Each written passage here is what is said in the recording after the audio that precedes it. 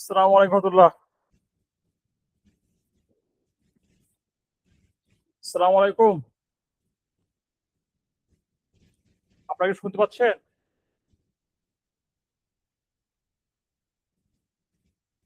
আসসালামু আলাইকুম।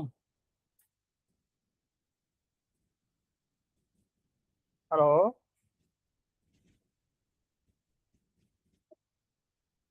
আসসালামু আলাইকুম।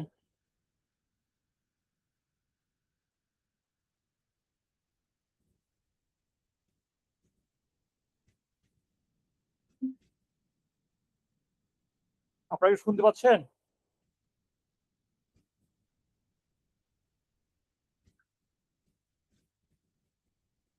জি। আ বিসমিল্লাহ আলহামদুলিল্লাহ ওয়াসসালাতু ওয়াসসালামু আলা নাবিয়ানা মুহাম্মদ। আসসালামু আলাইকুম রহমতুল্লাহ। আমরা উইদিন আ 1 মিনিট বা ২ মিনিটের মধ্যে ইনশাআল্লাহ শুরু করতেছি। ইনশাআল্লাহ। বিসমিল্লাহ।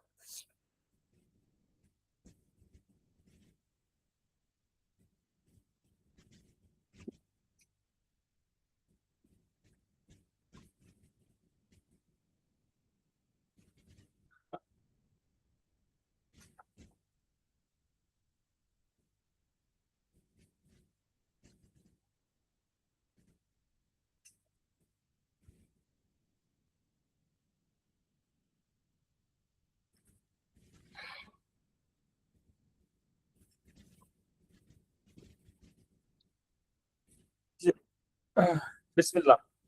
আ ইনশাআল্লাহ আমাদের সেশনটা আজকে আ শুরু হবে এখন ইনশাআল্লাহ। আ আ আমাদের এই সেশনটা হচ্ছে এই বছরের ২য় সেশন। ১ম সেশনে যেটা ছিল সেটা ছিল হচ্ছে আপনার আ হজ এজেন্সি সিলেকশন এর ব্যাপারে ছিল। আ হজ এজেন্সি সিলেকশন গত সপ্তাহে ছিল। এটা আমাদের 2nd সেশন, যেটা আজকে আমরা ইনশাআল্লাহ ফোকাস করব হচ্ছে যে হজ প্যাকেজের কনস্ট্রাকশন কিরকম, আমাদের কোন হজ প্যাকেজটা কিরকম হতে পারে, এবং মানে আমার হজ আমার মতো, মানে আমার প্যাকেজটা আমার মতো কিভাবে এটা হবে সেই বিষয়ে ইনশাল্লাহ আমরা আলোচনা করব ইনশাল্লাহ বিসমিল্লাহ।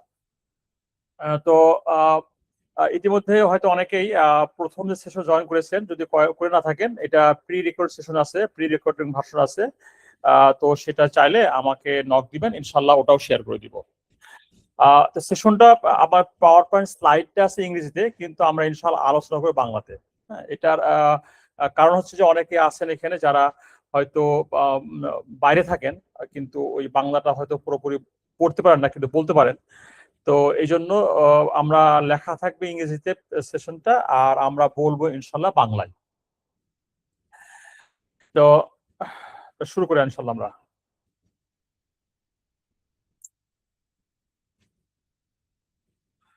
তো আজকের সেশনের মূল এজেন্ডা হচ্ছে what's package selection, selecting right package in the light of need, capability and sincere worship.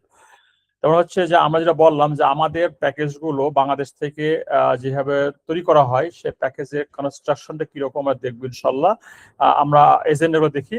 আমাদের কোর যে অবজেক্টিভ, আমাদের আজকের সেশনের যে অবজেক্টিভ হচ্ছে যে একটা প্যাকেজের কি কি জিনিস থাকে, একটা প্যাকেজের ভিতরে কি কি কম্পোনেন্ট থাকে, কি কি জিনিস দিয়ে প্যাকেজ তৈরি হয়, সেটা আমরা দেখবো। তারপর দেখবো যে আমাদের প্রতিটা এজেন্সি কিন্তু মাল্টিপল প্যাকেজ ডিক্লেয়ার করে। তো দেখা যাচ্ছে যে এক এজেন্সির প্যাকেজ এ, যে ফিচার গুলো অন্য এজেন্সির প্যাকেজ বি এর ভিতরে সমান। তো সো আমরা উইদিন দ্য এজেন্সির ভিতরে কিভাবে একটা প্যাকেজের সাথে আরেকটা প্যাকেজ কম্পেয়ার করে দেখবো আমরা ইনশাল্লাহ। আর হচ্ছে আমার যে যে প্রয়োজনীয়তা, মানে প্রত্যেকটা মানুষের চাহিদা ভিন্ন, প্রত্যেকটা মানুষের প্রিফারেন্সটা ভিন্ন। তো এই জন্য প্রত্যেকের কিন্তু আবার ওই আহ, প্রত্যেকের আবার হজের প্যাকেজের যে ডিমান্ডটা কিন্তু সেম হবে না। আমরা অনেক সময় করি কি, একজন নিচ্ছে সেটা আমিও নিচ্ছি, এরকম না।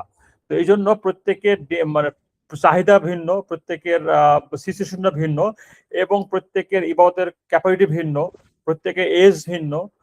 তো এই জন্য আমাদের যার যেরকম নিড, যার যেরকম হচ্ছে আহ, অবস্থা, সে অবস্থার ভিত্তি করে আমাদের বেসিক্যালি প্যাকেজটাকে সিলেকশন করা দরকার।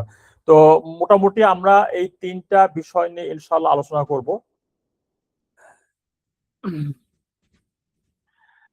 আর এটার উদ্দেশ্য কোনো, আমার আবার বলে রাখি একটু, ক্লিয়ার ইট যে এই সেশনের উদ্দেশ্য কিন্তু নির্দিষ্ট কোনো হজ প্যাকেজ সুপারিশ করা নয়, বরং যারা হজ প্যাকেজ নিবে ওনাদেরকে হজ প্যাকেজের সমস্ত সাম্যকটা জ্ঞান দেওয়া এবং একটা স্কিল তৈরি করে দেওয়া, সো দ্যাট সিদ্ধান্ত গ্রহণের ক্ষেত্রে তারা প্রত্যেকের নিজস্ব প্রয়োজন, সামর্থ্য এবং ইবাদতের লক্ষ্য অনুযায়ী যে কোনো হজ প্যাকেজ সিলেক্ট করতে পারে। তেমন হচ্ছে আমি নির্দিষ্ট কোনো এজেন্সির নির্দিষ্ট প্যাকেজের কে আমি এখানে সুপারিশ করছি না, বরং প্রত্যেকটা হাজি যেন নিজে প্যাকেজগুলোকে জেনে বুঝে সিদ্ধান্ত নিতে পারে, এইটাই হচ্ছে এই সেশনের মূল উদ্দেশ্য।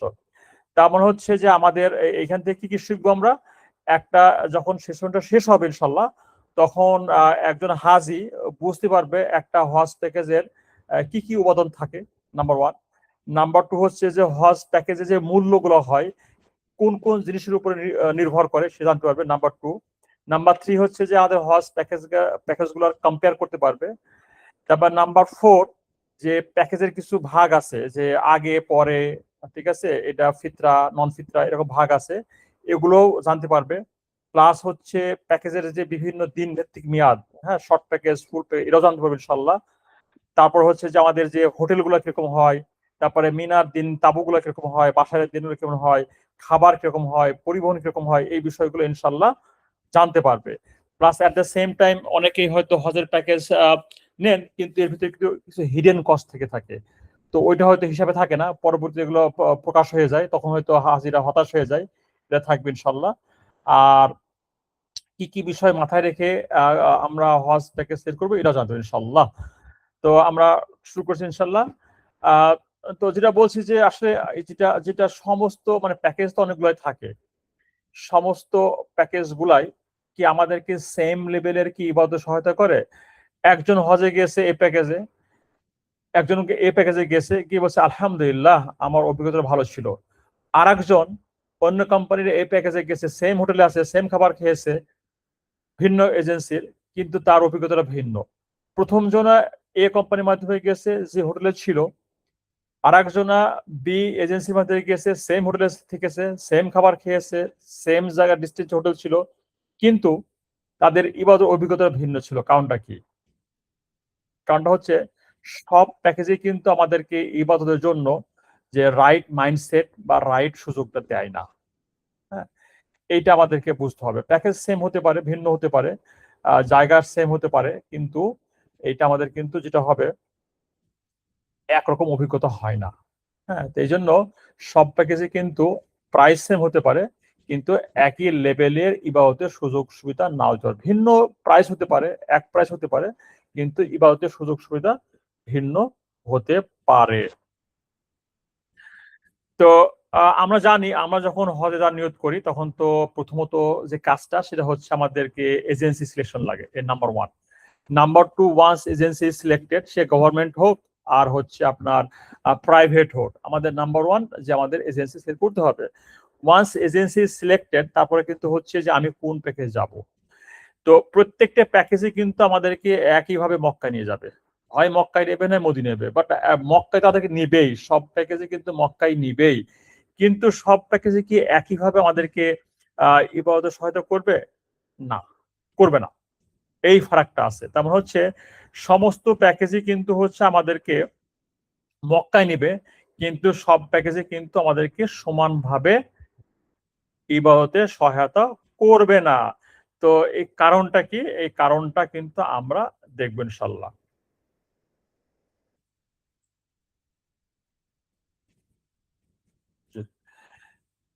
তো আজকের সেশনের রোডম্যাপটা কি? প্রথমে দেখবো হচ্ছে আমরা প্যাকেজটা কিরকম হয় সেটা আমরা বুঝবো, নাম্বার ওয়ান। তারপর হচ্ছে প্যাকেজের যে কম্পোনেন্ট গুলো ওইগুলো আমরা দেখব। তারপর হচ্ছে আমরা প্যাকেজগুলো কম্পেয়ার করব। তারপরে প্যাকেজটাকে আমরা ইভালুয়েট করবো যে কোনটা ভালো কোনটা খারাপ। ফাইনালি আমরা ডিসিশন নিব যে আমরা কোন প্যাকেজে যাব। এগুলো কিন্তু আমরা সিদ্ধান্ত নিব না, সিদ্ধান্ত নেওয়ার জন্য যেটা দরকার সেটা আমরা ইনশাল্লাহ আলোচনা করব।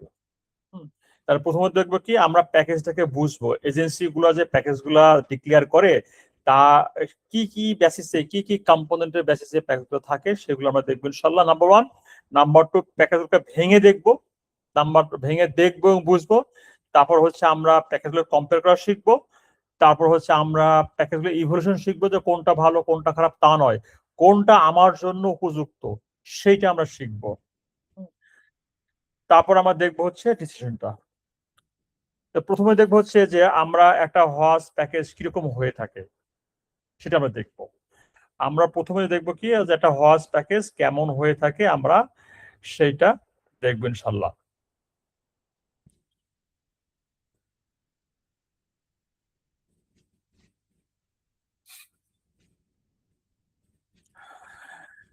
তো আমরা জানি যে একটা হজ প্যাকেজে কি কি অন্তর্ভুক্ত থাকে। একটা হজ প্যাকেজে কি কি অন্তর্ভুক্ত থাকে, একটা হজ প্যাকেজ যখন নেওয়া হয় তার ভিতরে বাই ডিফল্ট ভিসা ইনক্লুড থাকে, ফ্লাইট ইনক্লুড থাকে, এবং ভিসাটা থাকে ইনক্লুডেড, ফ্লাইট থেকে ইনক্লুডেড। ফ্লাইটটা আপনার এটা হজ ফ্লাইট থাকে, ডেডিকেটেড ফ্লাইট, হজের সময় ডেডিকেটেড ফ্লাইট থাকে, নাম্বার 2।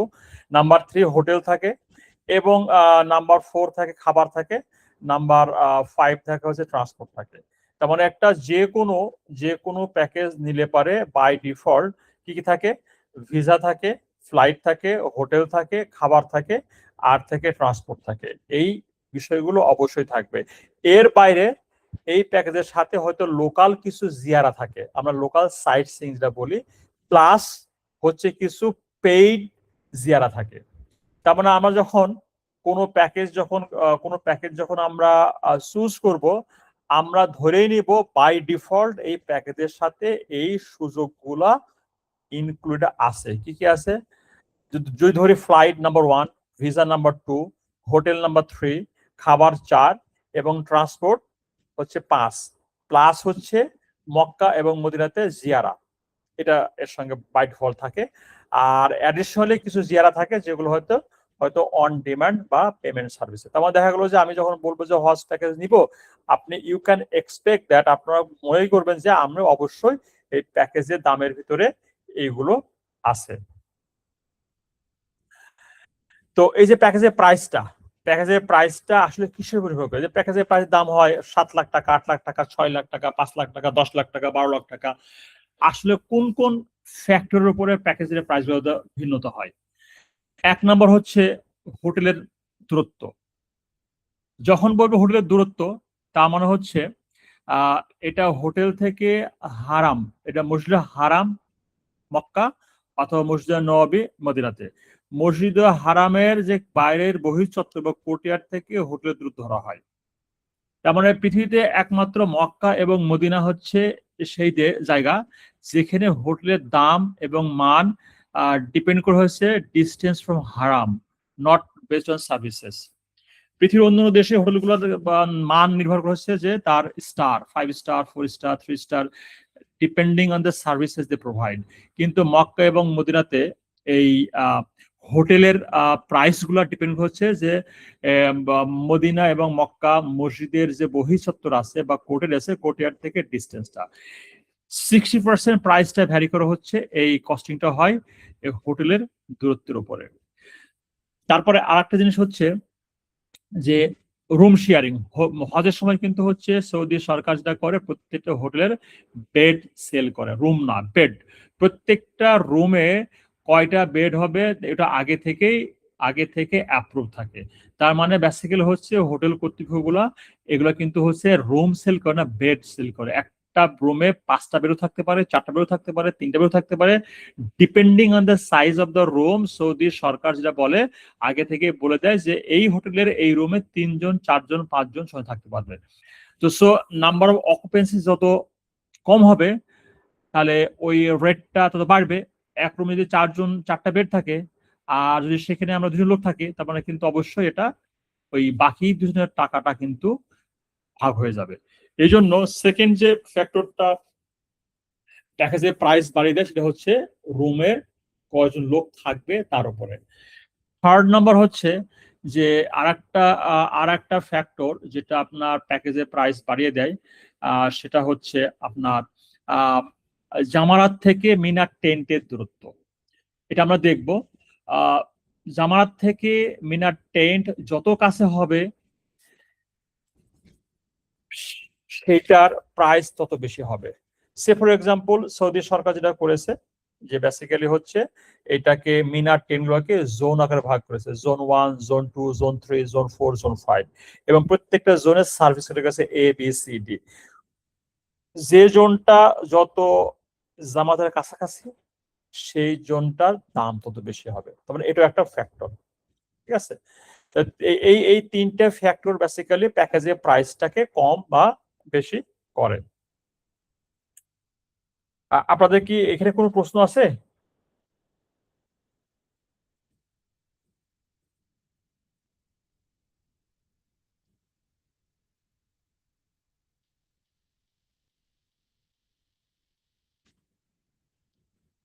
সুজন ভাই হাত তুলেছেন, কোনো প্রশ্ন আছে আপনার?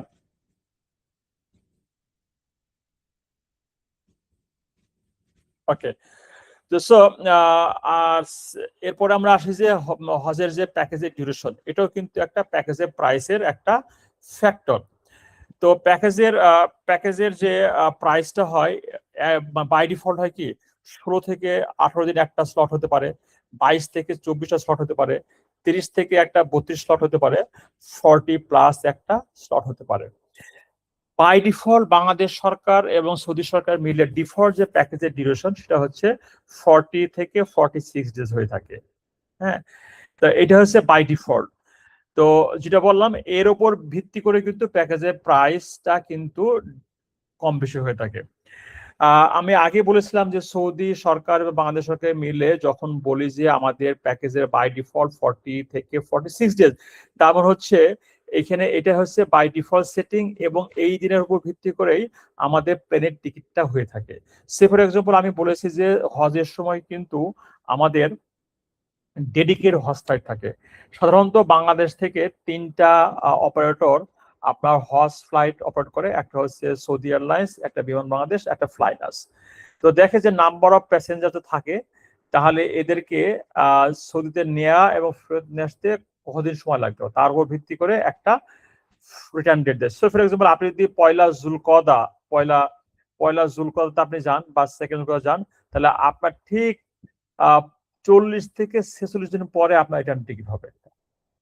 তার মানে হচ্ছে আপনি যদি প্যাকেজে শর্ট করেন, 30 দিন করেন বা 22 দিন করেন বা 16 দিন করেন, তাহলে আপনাকে একটা অ্যাডিশনাল টিকিট আপনাকে কাটতে হবে। তার মানে হচ্ছে যে আপনি প্যাকেজ শর্ট করলে আপনার প্যাকেজ প্রাইসের সাথে আর একটা অ্যাডিশনাল রিটার্ন টিকিট কাটতে হবে। কারণ আপনি যদি 16 দিনের প্যাকেজ করে থাকেন, তারপরে হ্যালো, জি ভাই, আমার প্রশ্ন ছিল ভাই, একটা প্রশ্ন ছিল ইমার্জেন্সি। বলুন। জি ভাই, বলছি যে আমি সৌদি আরব থেকে আপনাদের এই প্যাকেজ গুলো নিতে পারবো কিনা, যেহেতু আমি সৌদি আরবে থাকি এবং সৌদি আরবের ইকামাধারী, আমি কোম্পানিতে জব করি। বাংলাদেশে বাংলাদেশের নিয়ম হচ্ছে যদি বাংলাদেশে মানে বাংলাদেশি পাসপোর্ট ইউজ করে হজ করতে হয়, তাকে অবশ্যই বাংলাদেশ থেকে সফর করতে হবে। মানে আপনাকে অবশ্যই না, দেশে আসতে হবে, দেশ থেকে এসে তারপর আপনাকে হজ করতে হবে। না, আমি ইকামাধারী, আমি এই জায়গাতে ইকামা রেসিডেন্ট, হ্যাঁ, রেসিডেন্ট কার্ড আছে তো আমার। একামা থাকতে পারে, কিন্তু যদি আপনি বাংলাদেশি পাসপোর্ট ইউজ করে বাংলাদেশি কোটা ইউজ করে হজ করতে চান, সেক্ষেত্রে আপনাকে অবশ্যই বাংলাদেশ থেকে আপনাকে এই সফর করতে হবে। তাহলে এই দেশ থেকে আপনাদের সাথে শরীক হওয়ার কোনো সিস্টেম নাই? অফিসিয়ালি পারবেন না, এটা অফিসিয়ালি পারবেন না, এটা অফিসিয়ালি ওকে, এটা ধন্যবাদ। অ্যালাউড না। হুম, কারণ এটা বাংলাদেশ গভর্নমেন্টে বলছে যে যদি কেউ বাংলাদেশি কোটা ইউজ করে হজ করতে চায়, সেক্ষেত্রে তাকে বাংলাদেশ থেকেই তাকে তার সফর বা জার্নি শুরু করতে হবে, বাংলাদেশ থেকে বাংলাদেশে আসবে এবং বাংলাদেশ থেকেই সে আবার হজের নিয়ত করে সে মক্কা মদিনায় যাবে। এটা হচ্ছে এটা অফিসিয়ালি। আনঅফিসিয়ালি বিষয়টা আমি বলতে পারবো না। হ্যাঁ, এটা অন্য কোনো পদ্ধতিতে বলতে পারবো না, বাট অফিসিয়ালি এটা হচ্ছে রুল। জি, ওকে, ধন্যবাদ। জি। তার সেক্ষেত্রে যেটা হলো যেটা বললাম, যদি আপনি প্যাকেজটাকে শর্ট করেন, তাহলে সেক্ষেত্রে কি হবে, আপনাকে একটা অ্যাডিশনাল টিকিট কাটতে হবে। তারপর আপনার আপনার যে সময় তার উপর ভিত্তি করে আপনার প্যাকেজটা হতে পারে। ফর এক্সাম্পল, যেহেতু রিটায়ারমেন্টে গেছে, অন্য কোনো কাজ নাই, সে ফ্রি আছেন, তা সেক্ষেত্রে 40+ days is fine for them. অনেকেই আছে হচ্ছে যে আমি খুব বেশি বিজি বিজি আমি বেশি দিন থাকতে পারবো না, তাহলে তার জন্য বলবো 16 to 18 ডেজ ইজ ফাইন। আর কেউ যদি মনে করেন আমরা রিলেটিভলি কম বিজি, তাহলে সেক্ষেত্রে 22 to 24 ডেজ। তবে 30 থেকে 32 দিন এটা আইডিয়াল টাইম, যে সময়টাতে মোটামুটি খুবই মানে হজের সফরটা খুব ভালো হবেই করতে পারবে। তার মানে হচ্ছে আপনার অফিসের বা বিজনেসের যে আপনার অনুপস্থিতির উপর ভিত্তি করে আপনি বেসিক্যালি এই ডিউরেশন সেট করবেন। যদি আপনার উপর ডিপেন্ডেন্সি বেশি থাকে, তার উপর আপনার ব্যস্ততা এবং আপনার সময় এবং সুযোগ বুঝে আপনি আপনার প্যাকেজের ডিউরেশনটা সেট করতে পারবেন। এটা আমি চারটা দেখিয়েছি, এই চারটায় মোটামুটি স্ট্যান্ডার্ড, এই চারটার ভিতরে মোটামুটি অনেকেই সফর করে থাকেন। তো এখানে কিন্তু একটা ইস্যু আছে যে আপনারা জানেন যে হজের মাস কিন্তু 3টা। তো সেক্ষেত্রে আমাদের সফরটা শুরু হয় জুলকদা থেকে শুরু হয়, তারপরে রমাদানের পরে আসা হচ্ছে আপনার শাওয়াল মাস। শাওয়াল মাসটা হজের মাস। তো আমাদের বাংলাদেশ থেকে সাধারণত ফ্লাইটটা শুরু হয়, বিশ্বের অন্য দেশ থেকে ফ্লাইট শুরু হয়, সব দেশ থেকে অফিসিয়ালি ফ্লাইট শুরু হয়, শুধু বাংলাদেশ, পাকিস্তান, ভারত বা ইন্দোনেশিয়া যেখানে বলেন না কেন, সব দেশ থেকে অফিসিয়ালি হজ ফ্লাইট শুরু হয় পয়লা জুলকদা থেকে। তো দুইটা অপশন, একটা হচ্ছে আপনি কি দেশ থেকে আগে যাবেন, মনে করেন আমি পয়লা জুলকদায় গেলাম, তা সেক্ষেত্রে আপনি কিন্তু ঠিক হজের ঠিক 1 দিন বা 2 দিন পরে আপনি এটা আসবেন। তাহলে আপনি কি আগে যাবেন আগে আসবেন, নাকি হজের আগ দিয়ে যাবেন গিয়ে হজের অনেক পরে আসবেন? এটা ডিপেন্ড করতেছে হচ্ছে আপনার প্রেফারেন্সের উপরে। যদি আপনি আগে যান সেক্ষেত্রে কি হবে, আগে গেলে পরে যেটা হবে তখন মক্কা অনেক শান্ত থাকে, কোনো ভিড় থাকে না। আপনি একদম মনের আনন্দে প্রথম 10 থেকে 15 দিন খুব মনের আনন্দে মক্কাতে আপনার ইবাদত বান্দি করতে পারবেন। যত হজের কাছাকাছি সময়টা ঘনিয়ে আসবে তত মক্কাতে আপনার ভিড় বাড়বে। তো যদি আপনি পরে যান, হজের আগ দিয়ে যান, তার মানে আপনি কিন্তু হজে যাওয়ার জন্য আগে, ঠিক হজ আগে দিয়ে গেলেন, আপনি জাস্ট ওখানে এমন হবে যে আপনিও গিয়েই আপনি হজের মধ্যে ঝাঁপিয়ে পড়লেন। সেক্ষেত্রে খুব দ্রুত আপনাকে মানিয়ে নিতে হবে, এটা একটু ডিফিকাল্ট হয়ে যায়। তো সৌদি আর যারা যারা আগে যায় তারা ধরেন 30 দিন থাকে বা 25 থেকে 26 দিন মক্কা মদিনায় থাকে। সেক্ষেত্রে যেটা হয়, সে অলরেডি মক্কার আবহাওয়ার সাথে খাপ খেয়ে নিয়েছে, মক্কার অলিগলি রাস্তা চিনে ফেলেছে, হজের সময় তার খুব দিনগুলো খুব ভালো হয়ে যায়। আর যারা হজের কাছাকাছি সময় যায় তারা বেসিক্যালি কি হয়, তারা এখান থেকে বাংলাদেশ থেকে বা যেখান থেকে যান না কেন যাওয়ার পরপরই কিন্তু হজের দিন শুরু হয়। তারা অনেক কিছু বোঝার আগে তাদেরকে এই কঠিন সমস্যার মধ্যে দিয়ে যেতে হয়। এটা আপনার ডিপেন্ড করতেছে যে আপনি বেসিক্যালি আপনার জন্য কোনটা সুবিধা আপনার সে নেবেন, আগে যাবেন আগে আসবেন নাকি পরে যাবেন পরে আসবেন, এটা ডিপেন্ড করতেছে আপনার সময় এবং সুবিধা মতো করে। তারপর আসে মক্কা আগে নাকি মদিনা আগে, এটা একটা ইয়ে আছে। যদি আপনি অনেক অনেক ফ্লাইট আছে মক্কাতে আগে যায়, অনেক ফ্লাইট মদিনা আগে যায়, এটা আপনার প্রিফারেন্সেস। আপনার এজেন্সিকে আপনি বলতে পারবেন ভাই আমার কিন্তু মক্কা আগে যাব বা আমি মদিনা আগে যাব, দুইটারই সুযোগ এবং সুবিধা আছে। মক্কাতে আগে গেলে আপনি যেটা করতে, আপনাকে আপনি যেতে আগে নামবেন, তারপর আপনি ওমরা করবেন, ঠিক আছে। এখানে লম্বা সময় আপনি ইহরাম অবস্থায় থাকতে হবে, এবং আপনি মক্কা থেকে কাজ সেরে আবার মদিনায় যাবেন। আর যদি মদিনায় যান আগে, তা সেক্ষেত্রে আপনাকে দেশ থেকে আপনাকে কোনো ইহরাম পড়তে হবে না।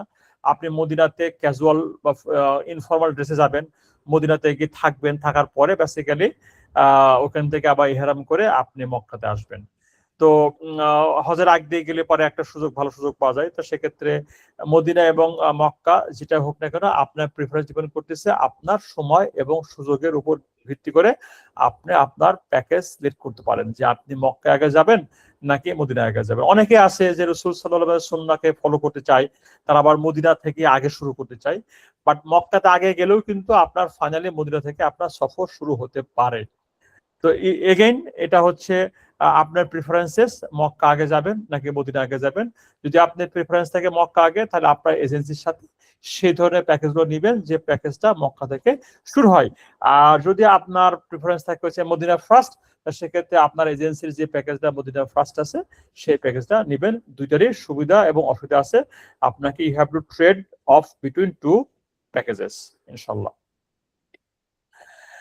হজের প্যাকেজের কিন্তু দুইটা নিয়ম আছে, একটা শিফটিং প্যাকেজ, একটা নন শিফটিং প্যাকেজ।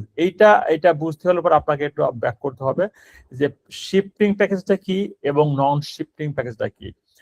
হজের সময় হোটেলগুলোকে 3টা স্লটে সেল হয়। একটা হচ্ছে পয়লা জুলকদা থেকে 24শে জুলকদাটা সেল হয়, সম্ভবত 24 বা 25 তারিখ পর্যন্ত সেল হয় একটা। আর 24-এর পরে আপনার আবার একটা স্লট থাকে, 4 তারিখ স্লট থাকে একটা, আবার 4 থেকে 14 জিলহজ্জাটা স্লট থাকে। তো হজের হোটেলগুলো এইভাবে আপনাকে বুকিং দিতে হয়। তো শিফটিং কোনগুলা, সে প্রথমে আপনি মক্কায় যাবেন, মক্কায় যাওয়ার পরে মক্কাতে 20 দিন বা 10 দিন বা 15 দিন বা 20 দিন বা 25 দিন থাকবেন। থাকার পরে আপনাকে হোটেলটা ছেড়ে দিতে হবে, ছেড়ে দিয়ে আপনি মদিনায় যাবেন। মদিনায় যাওয়ার পর এখানে মদিনায় 7 দিন 8 দিন 9 দিন থাকবেন, থেকে আপনি আবার মক্কাতে ব্যাক করবেন, কিন্তু অন্য হোটেলে, আগের হোটেলে নয়। এটা শিফটিং বলে। অথবা আপনি মদিনাতে আপনি আগে আসলেন, আসার পরে মদিনাতে থাকলেন, তাকে হোটেল ছেড়ে দিলেন, মক্কাতে আসলেন, হোটেলে থাকলেন, থাকার পরে হজের আগে দিয়ে আবার হোটেল ছেড়ে দিলেন, গিয়ে আর একটা হোটেলে উঠলেন। এই যে 3টা হোটেল চেঞ্জ করে এটাকে শিফটিং বলে। আর একটা হচ্ছে নন শিফটিং, যেটা মানে হচ্ছে মক্কাতে হোটেল আপনার সেম থাকবে, এটা চেঞ্জ হবে না। হজের আগে এবং হজের পরে আপনার সেম হোটেলেই থাকবেন, এটা হচ্ছে নন শিফটিং। সে ফর এক্সাম্পল আপনি মক্কাতে গেছেন 1লা জুলকদা বা 4 জুলকদা, তাহলে আপনি মক্কায় থেকে 20 দিন থাকলেন, থাকার পরে মদিনায় গেলেন, মদিনা থেকে আবার যখন ব্যাক করবেন করে মক্কার আগের হোটেলেই আপনাকে উঠতে হবে। এই যে শিফটিং এবং নন শিফটিং, এইটার সুবিধা এবং অসুবিধা দুটো আছে। শিফটিং প্যাকেজে সাধারণত খরচটা কম হয়, নন শিফটিং প্যাকেজে খরচটা বেশি হয়। কেন? যে ওই 3টা স্লটে যে হোটেল বিক্রি হয়, তার ভিতরে সব থেকে এক্সপেন্সিভ স্লট হচ্ছে 4 জিলহিজ্জা থেকে 14 জিলহিজ্জা, এই সময় সবচেয়ে এক্সপেন্সিভ হয়ে থাকে। তো সো আপনি যদি ওই সময় মক্কাতে হোটেল নিয়ে থাকেন, তাহলে অবশ্যই আপনার কি হবে, পে এক্সট্রা। এটা হচ্ছে শিফটিং প্যাকেজগুলো খরচ এই জন্য কম হয়। সাধারণত শিফটিং প্যাকেজগুলো হজের সময় আজিজিয়া অথবা সিসাতে রাখা হয়, এতে খরচটাও কম হয়ে যায়। এটা একটা ইস্যু। আর হচ্ছে যে আপনি নন শিফটিং নেন, সেক্ষেত্রে আপনাকে ওই হজের আগে এবং পরে আপনাকে মক্কাতে সেম হোটেল থাকবে। এগেন এটা আপনার প্রিফারেন্সেস, যে আপনি কি শিফটিং এ যাবেন নাকি নন শিফটিং এ যাবেন। নন শিফটিং এ গেলে কিন্তু যেটা হবে, আপনি you will be always staying close to হারাম।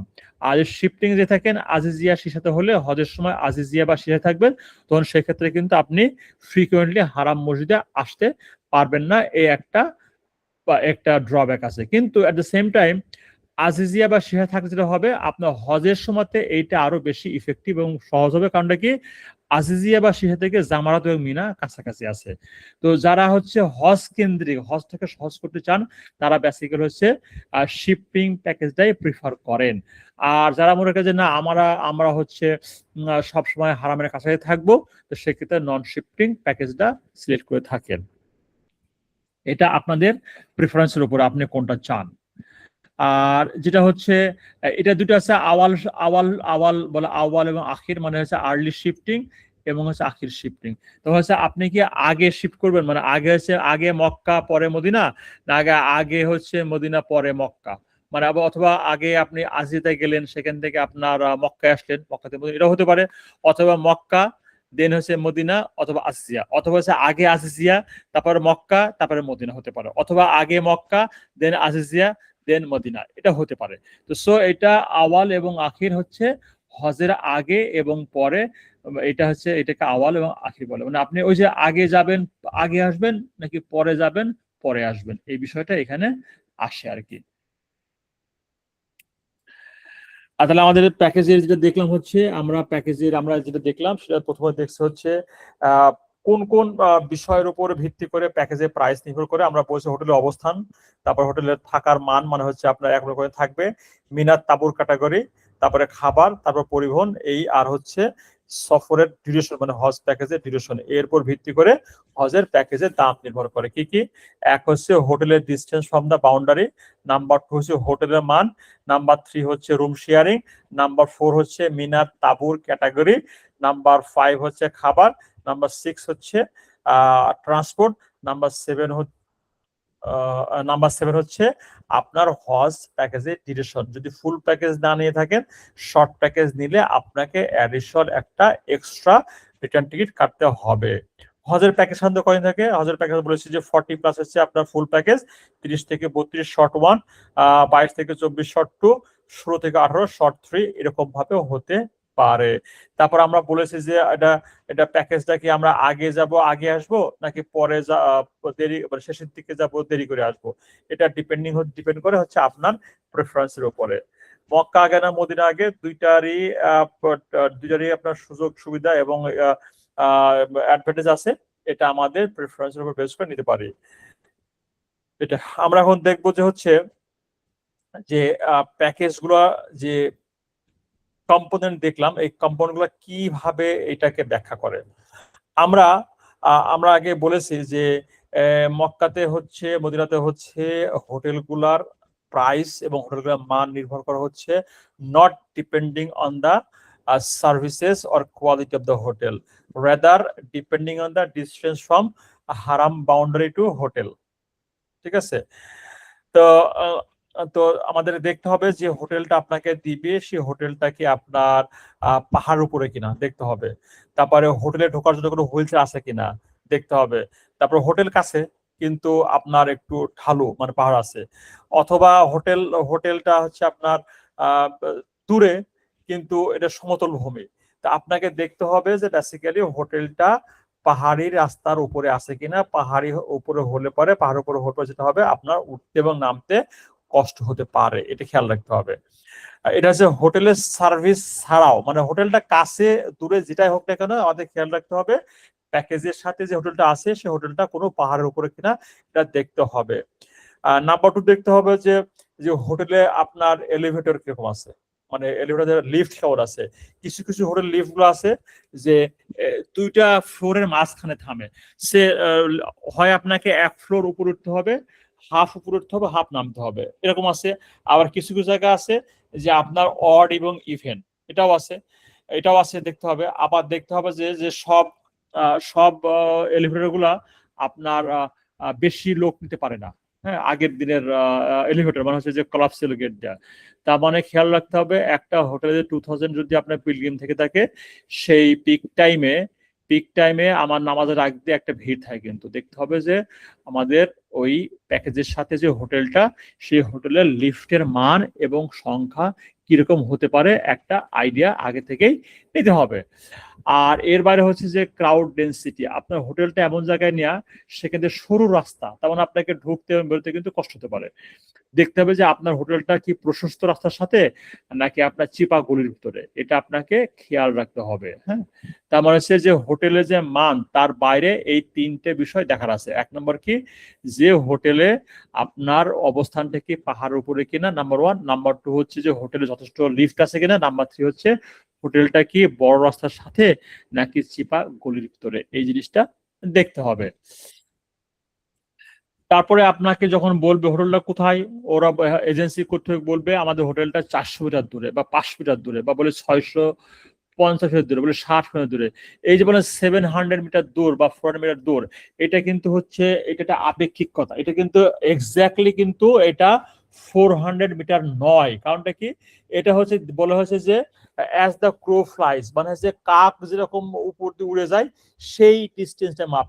এটা কেন বলা হয়, কাক সাধারণত যেখানে থাকে সেখান থেকে সোজাসুজি উড়ে গিয়ে খাবার রাখা যায়, আবার খেয়ে আবার একই জায়গায় চলে আসে।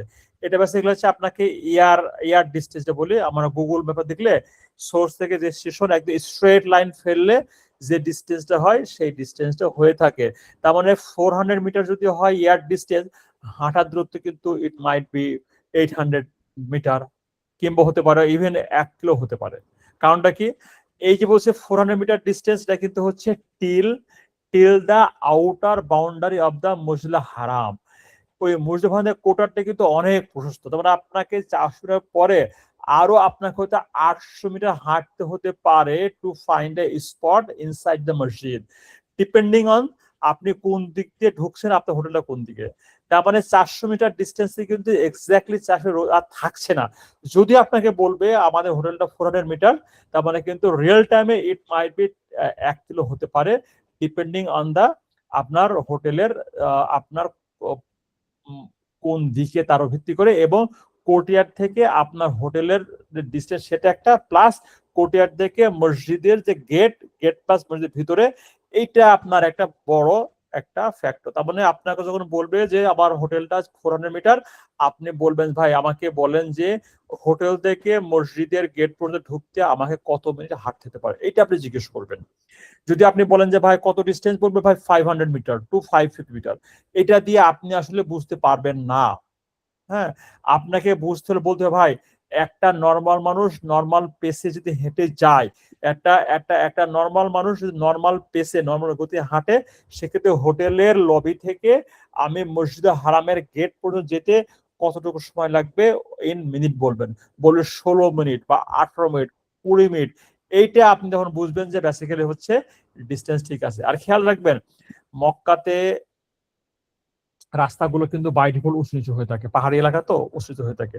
ঢাকাতে, বাংলাদেশের প্লেন রোড, এখানে 1 কিলো হাঁটতে যে এনার্জি লাগে, মক্কাতে কিন্তু হচ্ছে 1/2 কিলো হাঁটতে সেম লেভেলে এনার্জি ব্যয় হবে, কারণ এখানে রোদ আছে, এখানে উঁচু নিচু রাস্তা আছে, এবং আর আছে যে ভিড় আছে। ভিড়, উঁচু নিচু রাস্তা এবং রোদ, এই তিনটাকে মাথায় রাখলে পরে আপনার হাঁটার গতি এমনি কমে যাবে। এই জন্য আপনাকে খেয়াল করতে হবে যে আপনার যে ফিজিক্যাল স্ট্রেংথ, ফিজিক্যাল যে আপনার স্ট্যামিনা, এইটার উপর ভিত্তি করে আপনাকে হোটেলের দূরত্ব নির্ভর করতে হবে, সো দ্যাট আপনার হাঁটাতে কোনো কষ্ট হয়, এবং এই হাঁটাতে কষ্ট হলে আপনার ইবাদতে কিন্তু একটা বাধাগ্রস্ত হবে। আপনি ফিজিক্যালি স্ট্রং আছেন, তাহলে আপনার দূরে হলেও সমস্যা নাই। আপনি ফিজিক্যালি একটু মাজুর, তাহলে সেক্ষেত্রে it is highly recommended that আপনি যতটুকু সম্ভব কাছাকাছি থাকবেন। কাছাকাছি থাকলে আপনার এফোর্টটা কম যাবে, এফোর্টটা কম গেলে আপনি সেই এফোর্টটা ইবাদতে খরচ করতে পারবেন ইনশাল্লাহ।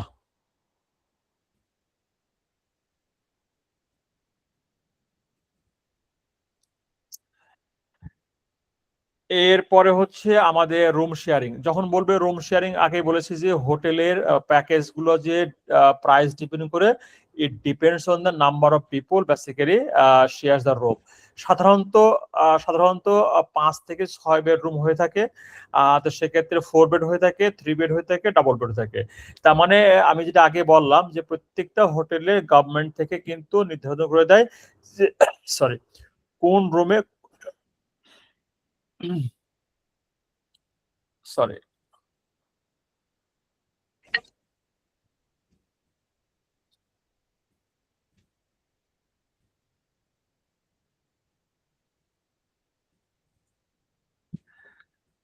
তার মানে হচ্ছে রুমে রুমে যদি 4টা বেড থেকে থাকে আর আমি 2জন লোক থেকে থাকি, তা সেক্ষেত্রে আমার কি করতে হবে, আমাদের কিন্তু 4টা বেডের দামটা তখন পড়বে 2 বেডের উপরে। যে সাধারণত যদি হাজবেন্ড হয়ে থাকে, তাহলে সেক্ষেত্রে কাপড় রুমটা ইজ প্রিফারেবল, সেক্ষেত্রে প্রাইভেসিটা মেনটেন থাকে। যদি আপনার খরচ বা টাকা ইস্যু না থাকে, তাহলে আমি বলবো যে হাজবেন্ডের হলে পরে কাপল বা ডবল রুম নেওয়াটাই উত্তম। এতে আমাদের প্রাইভেসি পর্দার বিষয়টা কিন্তু অনেকটা এনশিওর থাকে। আর যদি টাকা ইস্যু থাকে, সেক্ষেত্রে আপনি শেয়ার্ড রুম, মানে হচ্ছে আপনার female will be shared with other female, এবং male will be sharing with other male. তো শেয়ারিং রুম গুলো সাধারণত কি হয়, এক রুমে 4 জন বা 5 জন বা 6 জন থেকে থাকে। ঠিক আছে, তো খেয়াল রাখবেন যদি আপনার প্রাইভেট রুমে থাকে, সেক্ষেত্রে আপনার কমফোর্টটা কিন্তু আপনার নিজের মতো।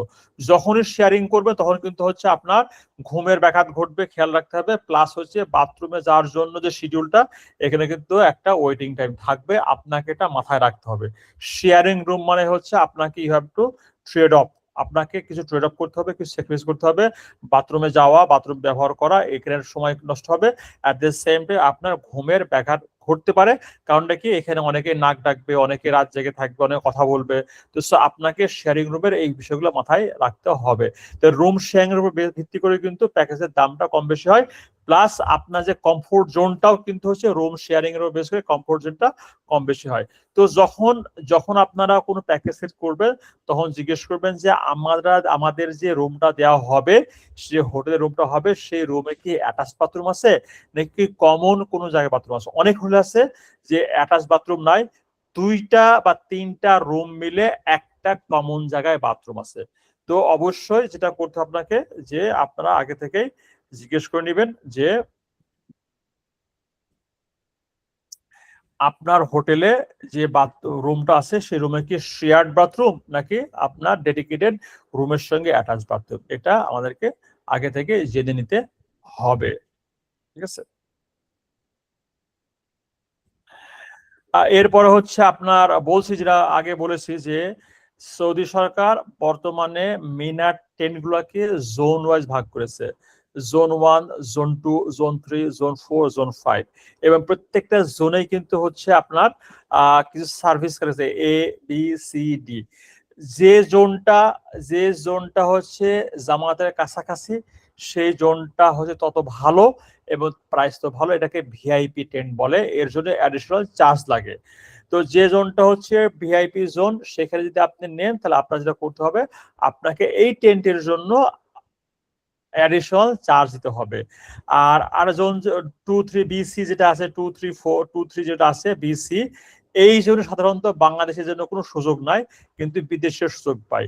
অ্যাভারেজের ডিস্টেন্সটা হয় 2 থেকে 3.5 কিলোমিটার। আর বাংলাদেশিরা সাধারণত এই মানে একটু দূরের দিকে নাই, সেখানে আপনার 4 থেকে 5 কিলো ডিস্টেন্স হতে পারে এবং এটা মুজদালিফা বাউন্ডারির কাছাকাছি। সুতরাং আপনাকে জিজ্ঞেস করতে হবে যে আপনার যে প্যাকেজটা নিচ্ছেন সেই প্যাকেজটা কোন জোনে এবং কোন সার্ভিস ক্যাটাগরিতে এটা পড়ছে, এটা আগে থেকে জেনে নেবেন। খেয়াল রাখবেন, যত আপনি ভিআইপি টেন্ট নিবেন তত আপনার প্রাইস বাড়বে, যত আপনার হচ্ছে নর্মাল টেন্ট নিবেন তত আপনার প্রাইস কমবে। এগেন যেটা বলে রাখি, বাংলাদেশ থেকে যেসব প্যাকেজগুলো ডিক্লেয়ার করা হয় বাই ডিফল্ট হচ্ছে দূরবর্তী টেন্ট হয়ে থাকে, সব থেকে একদম সব থেকে কম দামি জোনে নিয়ে থাকে। তো শোনা যাচ্ছে এবার নাকি সৌদি সরকার আপনার ডি ক্যাটাগরির টেন্ট রাখবে না, সবগুলোকে এ বি সি করে ফেলবে, কোনো ডি ক্যাটাগরি টেন্ট থাকবে না, এটা শোনা গেছে, বাট স্টিল নট ফাইনালাইজড। যদি তাই হয়ে থাকে সেক্ষেত্রে অবশ্যই প্যাকেজের দাম বেড়ে যাবে। কারণটা কি, ওই যে বললাম যে closer to Jamara higher the price, সেক্ষেত্রে যদি আমাদের ডি ক্যাটাগরি না থেকে থাকে সেক্ষেত্রে তো অবশ্যই সার্ভিসের মান বাড়বে, সার্ভিসের মান বাড়লে ডিস্টেন্স হয়তো কমবে না, কিন্তু সার্ভিসের মানটা বাড়বে, তো সেক্ষেত্রে হয়তো প্যাকেজের দাম কম হতে পারে। এরপর হচ্ছে আপনার খাবারটা। খাবারটা কি আসলে, খাবারটা একটা চ্যালেঞ্জ, এর খাবারের উপর ভিত্তি করে প্যাকেজের প্রাইসটা কম বেশি হয়ে থাকে। যদি আপনাকে আপনি জিজ্ঞেস করে নেবেন, মানে জিজ্ঞেস করতে হবে আপনাদেরকে যে প্যাকেজের সঙ্গে খাবার আছে কিনা, থেকে থাকলে এটা কি বাঙালি খাবার হবে নাকি সৌদি ক্যাটারিং খাবার হবে। যদি খাবার হয়ে থাকে সেক্ষেত্রে কি এটা বাফেট হবে নাকি প্যাকেট আকারে দেওয়া হবে। বাফেট হলে কি আপনার এটা কি হচ্ছে আপনার ওপেন বাফেট নাকি হচ্ছে বাফেট উইথ লিমিটেড আইটেম, এগুলো অবশ্যই আগে থেকে জেনে নেবেন। মিনার দিনগুলো সাধারণত টেন্টে খাবার ওই সৌদি মোয়াল্লাম দিয়ে থাকে, সেক্ষেত্রে আপনার টেনশন নাই। আর পানি থাকবে কিনা, পানি কি এটা বোতল পানি হবে নাকি হোটেলের লবিতে যে আপনার ফিল্টার থাকে সেখানে হবে, এটাও জিজ্ঞেস করে নেবেন, কারণ বেভারেজ বা পানি দিবে কিনা, পানির ব্যবস্থা কি থাকবে, খাবার কিরকম হবে, এটা অবশ্যই আগে থেকে জেনে নেবেন। খাবার ছাড়া কোনো প্যাকেজ দিবেন না, খাবার যদি থেকে থাকে সেক্ষেত্রে জিজ্ঞেস করে নেবেন যে খাবারটা কি বাঙালি খাবার নাকি সৌদি খাবার। আর যদি তাই হয়ে থাকে এটা কি বাফেট নাকি হচ্ছে প্যাকেজ, এগুলো সবগুলো অবশ্যই জেনে নেবেন।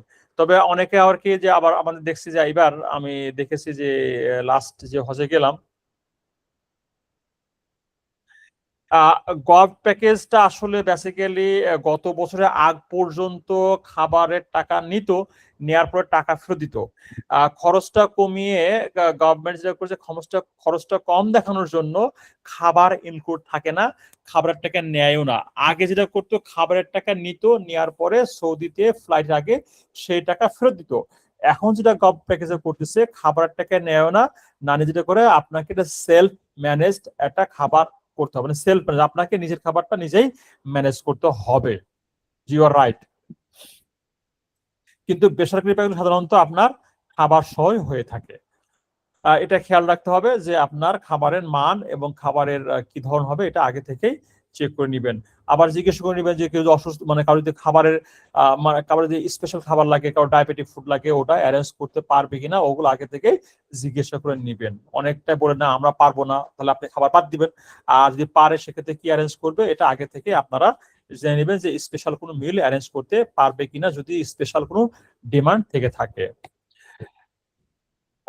ট্রানজিটের ক্ষেত্রে এটা একটা বড় চ্যালেঞ্জ, আপনাকে জিজ্ঞেস করে নেবেন যে আমাদের তো হজ মানে হয়ে দূরের উপর থাকা, আমাদের মুভমেন্টটা কিরকম হবে। মুভমেন্টটা আসলে আমি বলবো দুইটা ধরনের মুভমেন্ট বলি আমরা।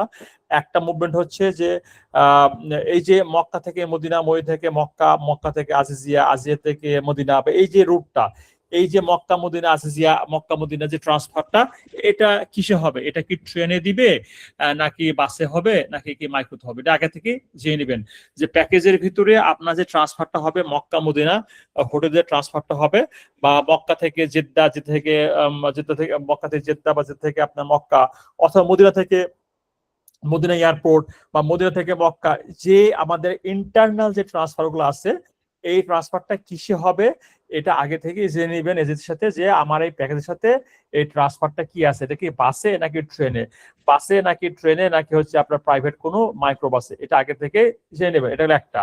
নাম্বার টু হচ্ছে মাসের দিনগুলোতে আপনার যে হোটেল থেকে মিনা, মিনা থেকে হচ্ছে আরাফা, আরাফা থেকে হচ্ছে মুজদলিফা, মুজদলিফা থেকে আবার জামারা বা হোটেল, এই যে ট্রান্সফারটা এটা কিসে হবে? এটা কি আপনার সৌদি মোয়াল্লেম কর্তৃক ডিফল্ট বাস, নাকি কোনো স্পেশাল ভেরি বাস থাকবে, জেনে নেবেন। আবার অনেক প্যাকেজ থাকে, গভর্নমেন্ট প্যাকেজও থাকে এবং প্রাইভেট প্যাকেজ থাকে। এই মাসের দিনগুলোতে মিনা, আরাফা, আরাফা মুজদলিফা এবং মিনা মুজদলিফা, এই এই এই দিনগুলোতে ট্রেনে করে করা যায়। হুম। তো ট্রেনে করা যায়, এটাও আছে আপনার। তার মানে মাসারের দিনগুলোতে, মাসারের যে দিনগুলোতে সেক্ষেত্রে আপনার আহ আগে থেকে জিজ্ঞেস করবে এটা কি বাসে হবে নাকি ট্রেনে হবে। বাসে হলে কি মোয়াল্লেমের ডিফল্ট বাসে হবে নাকি কোনো ভিআইপিএস থাকবে। খেয়াল রাখবেন, যদি মোয়াল্লেমের ডিফল্ট বাস হয়ে থাকে সেক্ষেত্রে মোয়াল্লেম কর্তৃপক্ষ প্রতি 100 জনে একটা বাস দিয়ে থাকে। তার মানে একটা বাসে ধরেন 50টা সিট থাকে, তাহলে আপনাকে ওই বাসটাকে 2বার ট্রিপ করতে হবে এটা। আর যদি ভিআইপি বাস হয়ে থাকে এজেন্সির সাথে, বলে নেবেন যে এজেন্সির সাথে যদি ভিআইপি বাস থেকে থাকে, তাহলে সেক্ষেত্রে হয়তো আপনাকে অ্যাডিশনাল টাকা পে করতে হতে পারে, এটা আপনি আগে থেকেই জেনে নেবেন।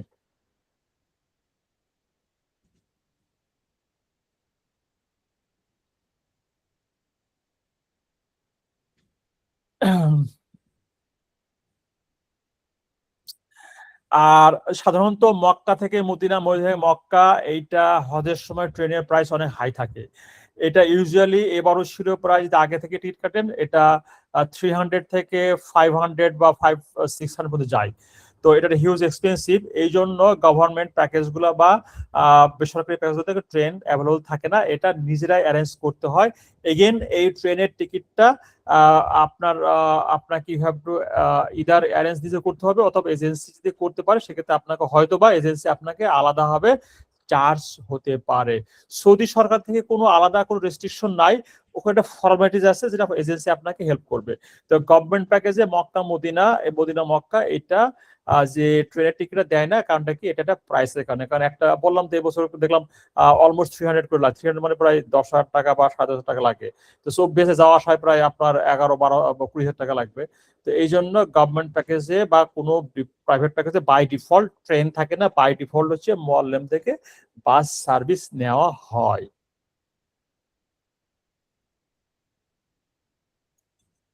তেমন হচ্ছে যে আপনার এই প্যাকেজের ভিতরে আপনার যেটা বললাম বাই ডিফল্ট কি থাকবে, বাস নাকি ট্রেন, এটা জেনে নেবেন। বাস থাকলে পরে কি মোয়াল্লেমের বাস, নাকি বাস থাকলে কি মোয়াল্লেমের বাস, নাকি হচ্ছে আপনার ভিআইপি বাস। জি, আপনি তো আগে থেকে কাটেন তাহলে সেক্ষেত্রে টিকিট দাম কম থাকে, কিন্তু হজের সময় তো বাই ডিফল্ট প্রাইস বেশি থাকে। হ্যাঁ, অনলাইন টিকিটে আপনাকে অনলাইনে কাটবেন টিকিট, আপনাকে দুইটা পদ্ধতি কাটতে, অনলাইনে কাটতে পারবেন অথবা হচ্ছে আপনি ইন পার্সন গিয়ে আপনি কাটতে পারেন। অনলাইনে টিকিট কাটলে দামের প্রাইস অবশ্যই কম পড়বে, আগে থেকে কাটতে পারবেন, কিন্তু হজের আগের মুহূর্তে টিকিটের দাম বাই ডিফল্ট অনেক বেশি থাকে, মানে বাই ডিফল্ট বেশি থাকে। তো সো আবার আগে অনেকে টিকিট কেটে ফেলে। তো সো অনলাইনে টিকিট আর চিপার, অবশ্যই চিপার। আপনি অ্যাডভান্সে কাটতে পারেন, কিন্তু আপনার খুব বেশি অ্যাডভান্সও কাটলেও ওই সময় কিন্তু প্রাইস বেশি থাকে, হজের সময় প্রাইস একটু বেশি থাকে। আপনি আগে কাটলেও প্রাইসটা কম হবে না, প্রাইসটা বেশি হবে। হুম, প্রাইসটা বেশি হবে। এটা ওই ধরেন আমি এবার দেখলাম 283 সামথিং এরকম ছিল, আগে অনেক আগের কাটা, এটা ছিল এরকম 283 সামথিং লাইক দ্যাট। বাট কম বেশি হতে পারে, এটা আপনাদেরকে অনলাইন থেকে কিনে নেবেন ইনশাল্লাহ। তার মানে যেটা বলছিলাম যে হজের প্যাকেজের একটা ট্রান্সপোর্ট বড় ভূমিকা আছে। আপনি যেটা জিজ্ঞেস করবেন যে প্যাকেজের সাথে কি বাই ডিফল্ট বাস আছে নাকি ট্রেন আছে, বাস থাকলে কি ডিফল্ট বাস নাকি ভিআইপি বাস, ভিআইপি বাস থাকলে পারে আপনাকে হয়তো অ্যাডিশনাল টাকা পে করতে হতে পারে। তার মানে কি হলো, আমাদের জার্নিটা কিরকম হলো? তার মানে হচ্ছে আমরা বাংলাদেশ থেকে শুরু করলাম, তারপরে সৌদিতে গেলাম, তার মক্কায় থাকলাম, তারপরে হজ করলাম, তারপরে আমাদের কিন্তু চলে আসলাম। এটা গুলো হচ্ছে আমাদের ফিজিক্যাল রোড ম্যাপ। এই রোড ম্যাপের বেসিস ভিত্তি করে কিন্তু প্যাকেজের আমাদের দামটা কম বেশি হয়ে থাকে। এগেইন আমাদের এন্টায়ার যে জার্নিটা কিন্তু এই ফ্লোতেই হয়ে থাকে। বাংলাদেশ থেকে যাওয়া, সৌদিতে পৌঁছানো, মক্কা অথবা মদিনায় সেটেল হওয়া, তারপরে হজের দিনগুলোতে হজ করা, আবার মক্কা থেকে অথবা মদিনা থেকে অথবা আজিয়া বা সিরিয়া থেকে আপনাকে বাংলাদেশে ত্যাগ করা। এটা হচ্ছে আমাদের মূল ফ্লো। এরপর আমরা দেখবো হচ্ছে যে আমরা একটা হজের প্যাকেজকে কিভাবে আমরা ইভ্যালুয়েট করতে পারি, এটা দেখবো ইনশাল্লাহ। এই বিষয়ে কোনো আপনার প্রশ্ন আছে? আমরা যে পার্ট সেকশন 2 শেষ করলাম, কোনো কোশ্চেন আছে আপনাদের বিষয়ে?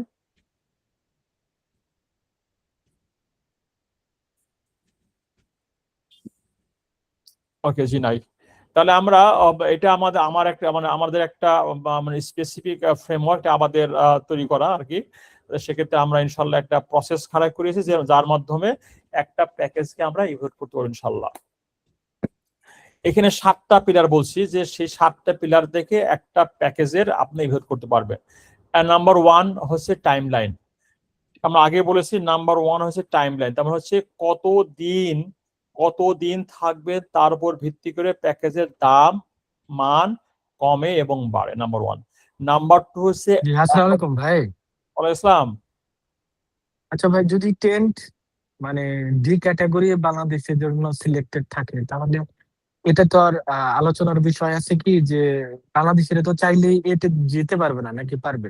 পারবে তো, পারবে। আপনাকে you have to pay additional fee for that one. ও আচ্ছা আচ্ছা, বুঝতে পারছি।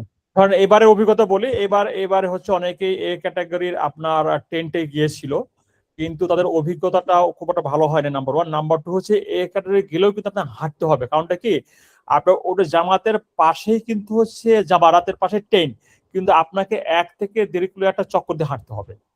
মানে এমন নয় যে আপনি টেন্টটা কাছাকাছি এবং আপনি জামাত দেখতে পাচ্ছেন, এই দেখা মানে কিন্তু পাথর বানানো নয়। আপনার কিন্তু কমপক্ষে 1 থেকে 1.5 কিলো আপনাকে হাঁটতেই হবে, মাথায় রাখতে হবে। এখানে শুধু পার্থক্যটা হচ্ছে আপনার সার্ভিসের মানটা। মানে এ ক্যাটাগরির টেন্টের সব থেকে বড় শুধু সার্ভিস মানটা, ওখানে খাবার, ওখানে থাকা, ওখানে একটু ধরেন টেন্টগুলো একটু প্রশস্ত হয়, কম লোক থাকে, বাথরুমের সঙ্গে বেশি থাকে, খাবারটা বাফেট থাকে, ঠিক আছে। এই সার্ভিসের মানটা ভালো থাকে। আর ডিস্টেন্স সার্ভিস, এই দুটো মিলেই কিন্তু ক্যাটাগরি ভাগ করা হয়। আপনি চাইলে you can opt in for a category বা ভিআইপি টেন্ট, সেক্ষেত্রে আপনাকে হয়তো অ্যাডিশনাল ফি দিতে হবে। ক্লিয়ার ভাই? আচ্ছা আচ্ছা, জি জি, থ্যাংক ইউ। ওকে আশরাফ ভাই। যেটা আমরা স্ট্রংলি রিকমেন্ড করি না এই ক্যাটাগরি যেটা হলো যে এই ক্যাটাগরিটা সাধারণত হচ্ছে এবার অভিজ্ঞতা ভালো না, আবার গত বছর অভিজ্ঞতা ভালো ছিল না। হ্যাঁ, এটা অনেকগুলো কারণ আছে। ইনশাল্লাহ সামনের দিকে আমরা এটার সুবিধা এবং অসুবিধা আমরা আলোচনা করবো ইনশাল্লাহ।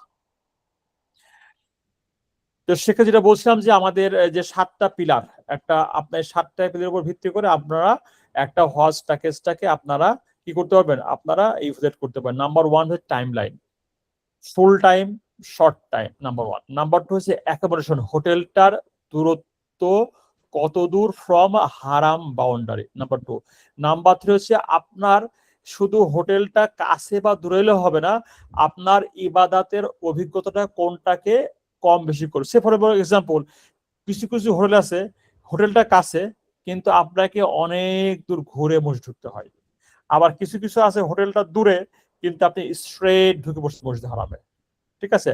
মানে কিছু কিছু অ্যাকোমোডেশন আপনার ইবাদতে সহায়তা করবে, কিছু কিছু অ্যাকোমোডেশন আপনাকে ইবাদতটাকে আর একটু কঠিন করতে হবে। এই নাম্বার এটা 2 গেল। নাম্বার 3 বলা হচ্ছে মাসহায়ের দিনগুলিতে, যেটা বললাম, সরি আমি নাম্বার 1 পড়ছি, 2 পড়ছি, 3 হচ্ছে মাসহায়ের দিনগুলোতে কি, যে আমার টেন্টের লোকেশন, টেন্টের সার্ভিসের ভিত্তি করে দাম কম বেশি হয়ে থাকে। নাম্বার 4 হচ্ছে খাবার কি আপনার ডাবল প্রোটিন নাকি সিঙ্গেল প্রোটিন, এটা কি বাফেট নাকি হচ্ছে প্যাকেজ মিল, এটা এর উপর ভিত্তি করে কিন্তু প্যাকেজের দাম কম বেশি বা মানটা ডিপেন্ড করে। আর নাম্বার 5 যে ট্রান্সপোর্টেশন বললাম, নাম্বার 5 ট্রান্সপোর্টেশনটা কি, এটা কি ভিআইপি বাস নাকি মলমের ডিফল্ট বাস, এটা কি ট্রেনে নাকি বাসে। তো সো এইটার উপর ভিত্তি করে প্যাকেজের মান এবং দাম কম বেশি হয়ে থাকে। 6 নম্বর হচ্ছে টোটাল কস্ট। ধরেন আপনার সমস্ত প্যাকেজ আপনি দেখলেন, 3টা প্যাকেজ নিলেন, ডিস্টেন্স ওয়াইজ সবই সেম, প্যাকেজের প্রাইস কম বেশি হয়। কারণটা কি, দেখা যাবে ওখানে সার্ভিসটা কম বেশি হয়ে থাকে। এই সার্ভিসটার উপর বেস করে কিন্তু আপনার হজের অভিজ্ঞতাটা কম বেশি থাকে। মানে একই প্রাইসে দুইটা প্যাকেজ, দুইটা এজেন্সি, কিন্তু একজনের অভিজ্ঞতা ভালো, একজনের খারাপ। কারণটা কি? এইখানেই বেসিক হচ্ছে যে সার্ভিসটার উপর ভিত্তি করে আপনার অভিজ্ঞতাটা ভালো কিংবা খারাপ হয়ে থাকে। আমি কি বলতে পারছি? ধরেন একই রেস্টুরেন্টে কফি কিন্তু মনে করেন দুইটা দুইটা রেস্টুরেন্ট, তারা ইউজুয়ালি কেউ তারা কিন্তু একই কোম্পানির বিন সাপ্লাই করে, ঠিক আছে? ধরেন বাংলাদেশের নর্থ এন্ড কফি বিনটা খুব পপুলার, এক্স কোম্পানিও নর্থ এন্ডের কফি সাপ্লাই করে, ইউজ করে, আবার ওয়াই কোম্পানি কিন্তু নর্থ এন্ডের কফি ইউজ করে। দুই জায়গায় প্রাইসটা ভিন্ন। কারণটা কি? মানে হোয়াট এক্স্যাক্টলি এই কারণটা হয় যে প্রাইসটা ভিন্ন?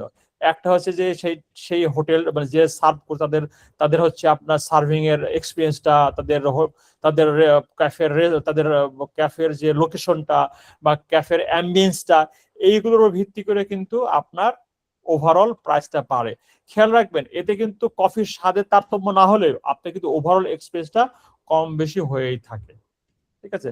7 নম্বর সবথেকে গুরুত্বপূর্ণ, যে প্যাকেজটা আপনার ইবাদতের অভিজ্ঞতাকে বাড়াবে, আপনার সেই প্যাকেজটাও একটা ক্রাইটেরিয়া ধরতে হবে। যে প্যাকেজটা আমার ইবাদতের কোয়ালিটিটাকে এনহ্যান্স করবে, সহায়তা করবে, সেটাও একটা আমাদের প্যাকেজ সিলেকশনে ক্রাইটেরিয়া হবে।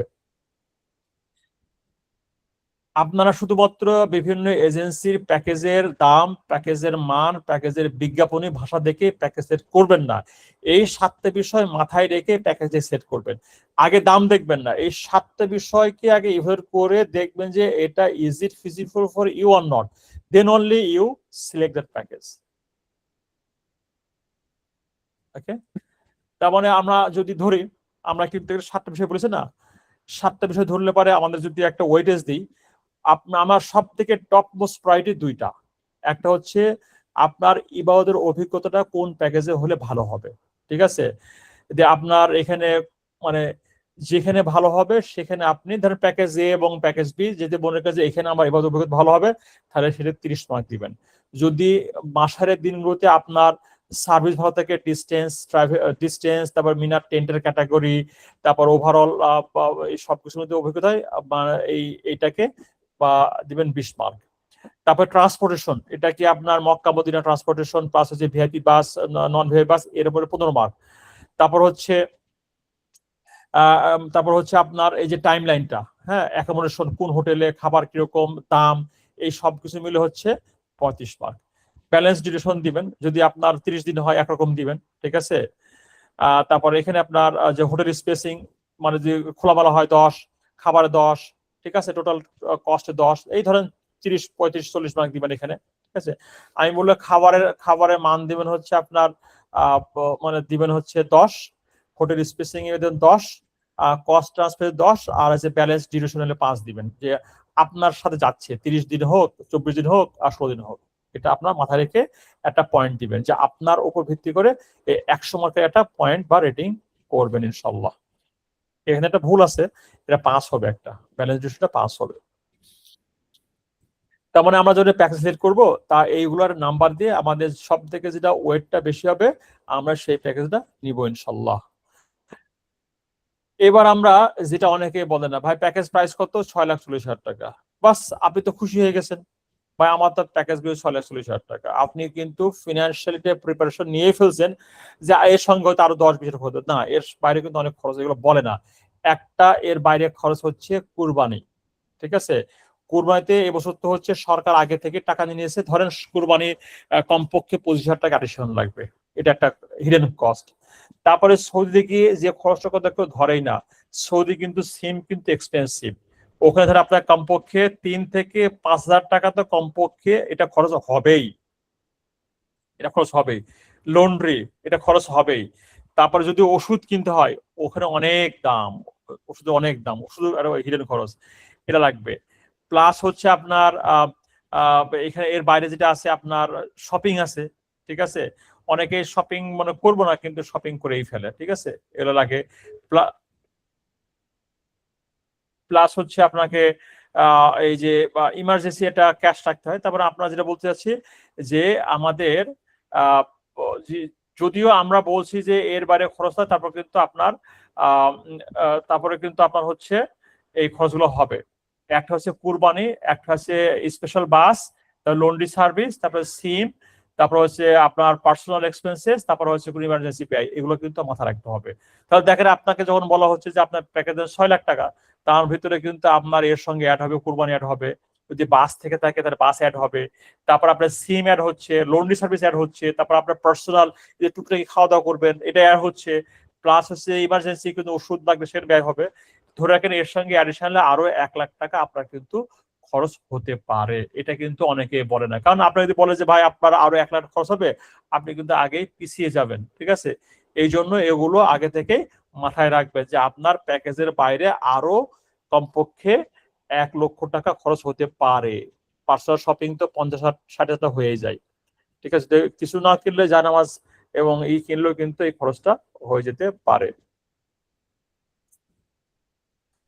তাহলে এই হিডেন কস্ট অনেকে পড়ে না। ঠিক আছে, আর আপনারা জেনে নেবেন যে এর বাইরে কোনো খরচ আছে কিনা, আপনারা আগে থেকে প্যাকেজের সাথে জেনে নেবেন। তাহলে 10টা রেড ফ্ল্যাগ যদি প্যাকেজে দেখেন যে এই 10টা সমস্যা আছে, তাহলে আপনার সেখান থেকে আগে থেকেই অ্যালার্ট হবেন। তার আগে হচ্ছে আমরা একটু রিক্যাপ করি। আমরা যেটা বলছিলাম যে আমাদের কিন্তু হচ্ছে প্যাকেজটাকে মূল্যায়ন করার জন্য প্যাকেজটাকে এইভাবে 7টা কিন্তু পিলার। 1 নম্বর কি বলেছি যে সময় বা ডিউরেশন, নাম্বার 1। নাম্বার 2 হচ্ছে অ্যাকোমোডেশনের সুবিধা বা থাকার সুবিধা, নাম্বার 3 মাসের দিনগুলি, নাম্বার 4 খাবার, নাম্বার 5 ট্রান্সপোর্টেশন। এই যে আপনার মক্কা মদিনা শুধু চাই না, হজরতগুলোতে আপনার এই যে বললাম হজরত দিনগুলোতে আপনার হোটেল থেকে মিনা, মিনা থেকে আরাফা, আরাফা থেকে মুজলিফা, মুজলিফা থেকে আবার জামারা, জামারা থেকে আবার মিনা, মিনা থেকে আবার হোটেল, এই যে আবার আবার জামাত থেকে আপনার মক্কা, মক্কা থেকে আবার মিনা, এই যে হজরতগুলোতে আপনার যে মুভমেন্টটা, এই মুভমেন্টটাও কিন্তু একটা বড় ফ্যাক্টর। দেখতে হবে যে আপনার মুভমেন্ট প্ল্যানটা কিভাবে করছে, এটা কিন্তু আপনাকে আগে থেকেই করতে। প্লাস হচ্ছে টোটাল ব্যয়টা, আপনার টোটাল খরচ কত।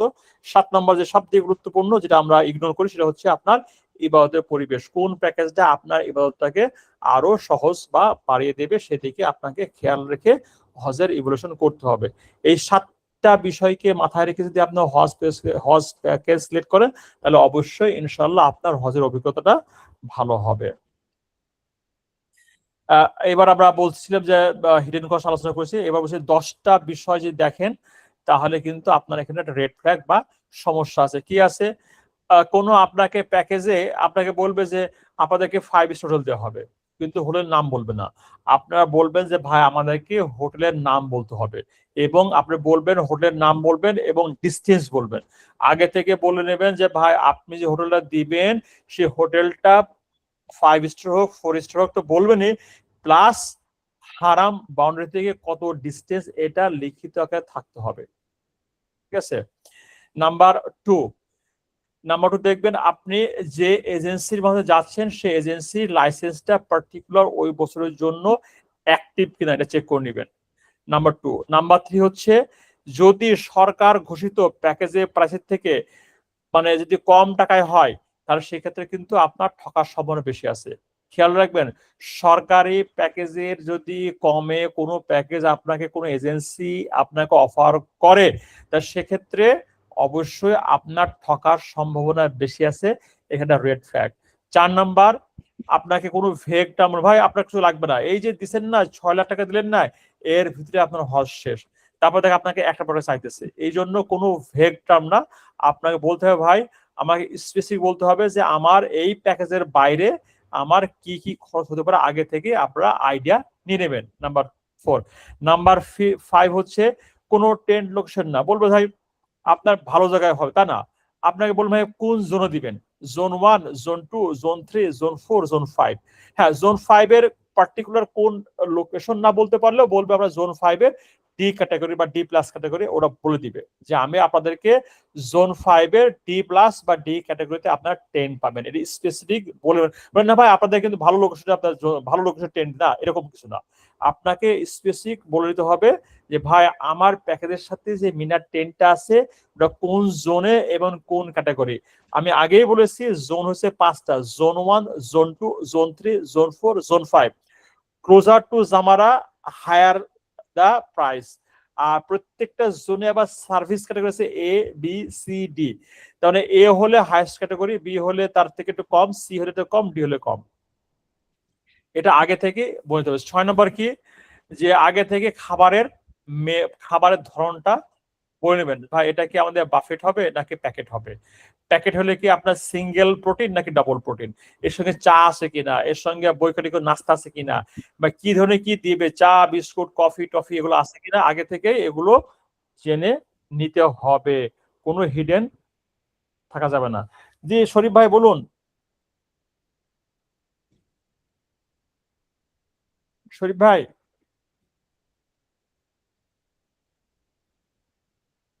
শরীফ ভাই কিছু বলবেন।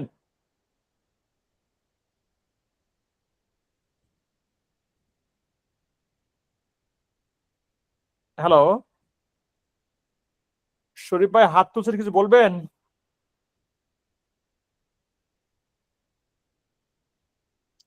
জি কন্টিনিউ করি।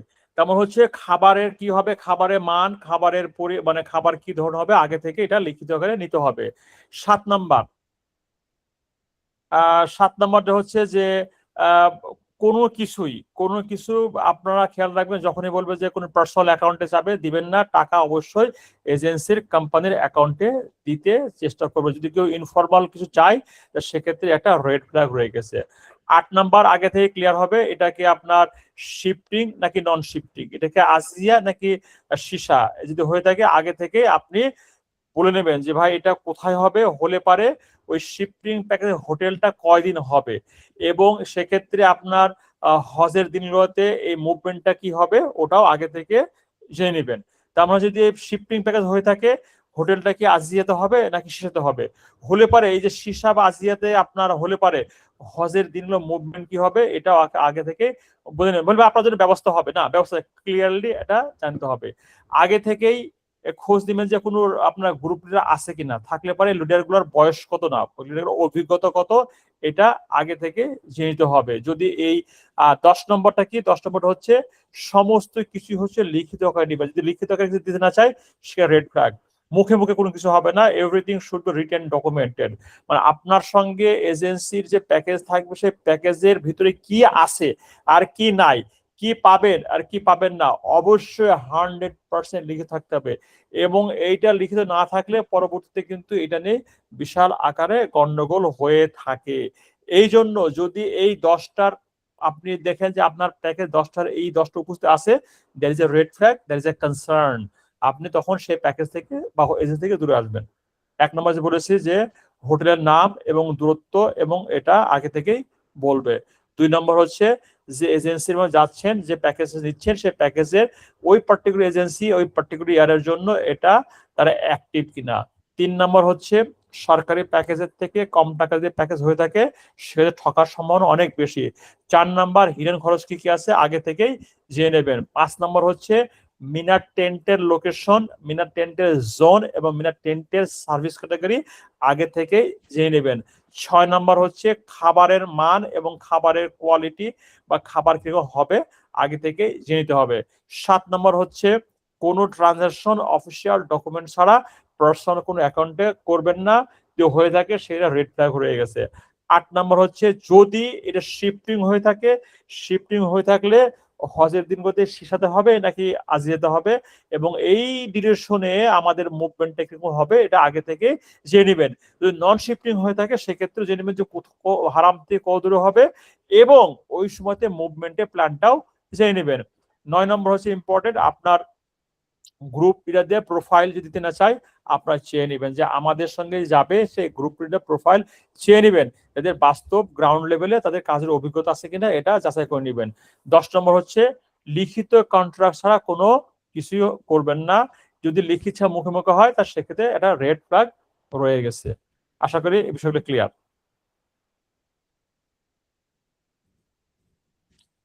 এই বিষয়ে কোনো প্রশ্ন আছে? আশরাফ ভাই, শরীফ ভাই, কোনো প্রশ্ন আছে? আচ্ছা ভাই, সিঙ্গেল প্রোটিন ডাবল প্রোটিন মানে কি?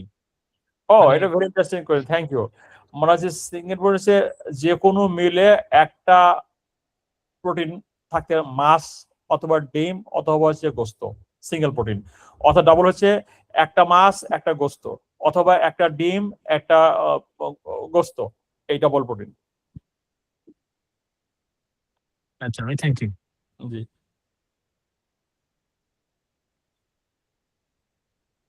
সঙ্গে চা নাস্তা আছে কিনা ওটা জিজ্ঞেস করে নেবেন, চা গরম চা কফি আছে কিনা এগুলো জিজ্ঞেস করে নেবেন। কিন্তু কারণটা কি, ওখানে গিয়ে খাওয়ার পরে একটা চা খাওয়ার বা কফি খাওয়ার একটা আগ্রহ থেকে যায়, বুঝছেন? যদি আমাদের দেশে হয়তো অভ্যাস নাই প্রতি ওয়াক্তে খাওয়ার পরে, কিন্তু ওখানে গেলে একটা আগ্রহ থাকে যে আমরা খাওয়ার পরে এটা বসে একটু শান্তি করে চা কফি খাইবো, এটা কিন্তু ওখানে গিয়ে ডিমান্ড থাকে আর কি। হ্যাঁ, এই জন্য এখান থেকে মনে হয় যে চা আর কফি কি খাবো ভাই, কিন্তু ওখানে কিন্তু আগ্রহ থাকে। হ্যাঁ, এই জন্য ওটা একটা জিজ্ঞেস করে নিন ভাই আমাদের প্রতি মিনিটে চা কফি থাকবে কিনা, ঠিক আছে?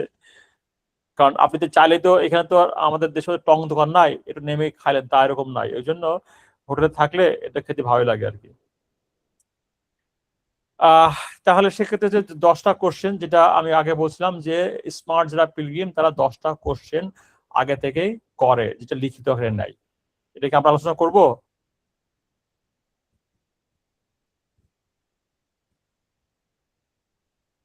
দশটার ভিতরে 1 নাম্বার কোশ্চেন হচ্ছে যে যেটা বললাম যে লিখিত আকারে হোটেলের মান এবং হোটেলের দূরত্ব এটা আগে থেকে লিখিত করে নিতে হবে, 1 নাম্বার 1। নাম্বার 2 হচ্ছে যে হোটেলের রিয়েল ওয়াকিং ডিস্টেন্স কত, নট এয়ার ডিস্টেন্স বা ক্রো ফ্লাইস ডিস্টেন্স না।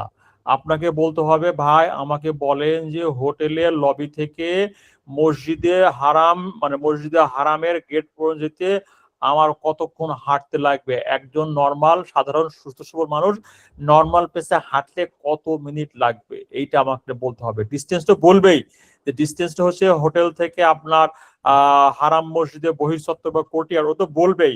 এর সঙ্গে সঙ্গে আপনারা জিজ্ঞেস করতে হবে ভাই আমি ডিস্টেন্স বুঝি না, আমাকে বলেন যে হোটেলের লবি থেকে মসজিদুল হারামের গেট পর্যন্ত যেতে কত সময় লাগবে, একটা টাইম বলবেন, 10 মিনিট 15 মিনিট না 20 মিনিট, এটা বলবেন। নাম্বার 3 হচ্ছে যে প্যাকেজের ভিতরে কি আছে এবং কি নাই আগে থেকে লিখিত নিতে হবে। নাম্বার 4 হচ্ছে যে ওই যেটা বললাম যে মিনাতে টেন্টের জোন এবং সার্ভিস ক্যাটাগরি কি হবে আগে থেকে এটাকে স্পেসিফিক লিখে নেবেন। নাম্বার 5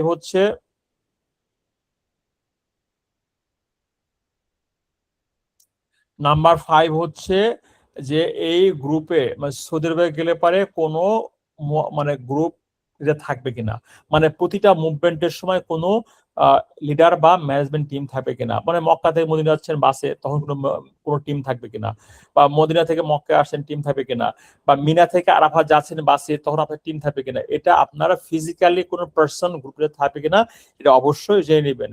6 নম্বর হচ্ছে ইমার্জেন্সিতে অসুস্থ হয়ে গেলে কি ধরনের হেল্প করবে এটাও আগে থেকে জেনে নেবেন। 7 নম্বর হচ্ছে প্রতিবার কি খাবার আপনার ফ্রেশ খাবার দেওয়া হবে, নাকি হচ্ছে এই যে মুভমেন্টের সময় খাবার কিরকম হবে, মিনা থেকে কিরকম খাবার হবে, মিনা থেকে আরাফার মাঝে কোনো খাবার আছে কিনা, মুজদালিফায় কোনো খাবার আছে কিনা, বা মক্কা মদিনা ট্রান্সফার খাবার আছে কিনা, এই খাবারের বিষয়গুলো অবশ্যই আগে থেকেই জেনে নেবেন। 8 নাম্বার হিডেন অ্যাডিশনাল কোনো কস্ট আছে কিনা, থাকে না যে এটা বলে না, কারণ আপনাকে বললে হয়তো হাজি সাহেব রেগে যাবে বা প্যাকেজ নিবে না, ওটা আগে থেকে বলে না, পরে গেলে ভাই এটা লাগবে, তখন তো আপনি তো ওই পড়েছেন বিপদে হজে আসছে না কি করবেন, সে টাকা দিতে হয়। এই জন্য আগে থেকে অ্যাডিশনাল কস্ট লাগবে কিনা এটা লিখিত আকারে দিবেন। 9 নম্বর হচ্ছে আপনার এই যে আপনার মেডিকেল বা ইমার্জেন্সি থাকলে পারে সেক্ষেত্রে অসুস্থ হয়ে গেলে কি ধরনের সাপোর্ট আপনারা পেতে পারেন এটা জেনে নেবেন। 10 নম্বর হচ্ছে আপনার সমস্ত কিছু লিগালি কোনো কন্ট্রাক্ট পেপারে দিচ্ছে কিনা, এটা অবশ্যই প্রত্যেকেই একটা লিগাল ডকুমেন্টে মানে একটা কন্ট্রাক্ট পেপারে সাইন করে নিতে হবে।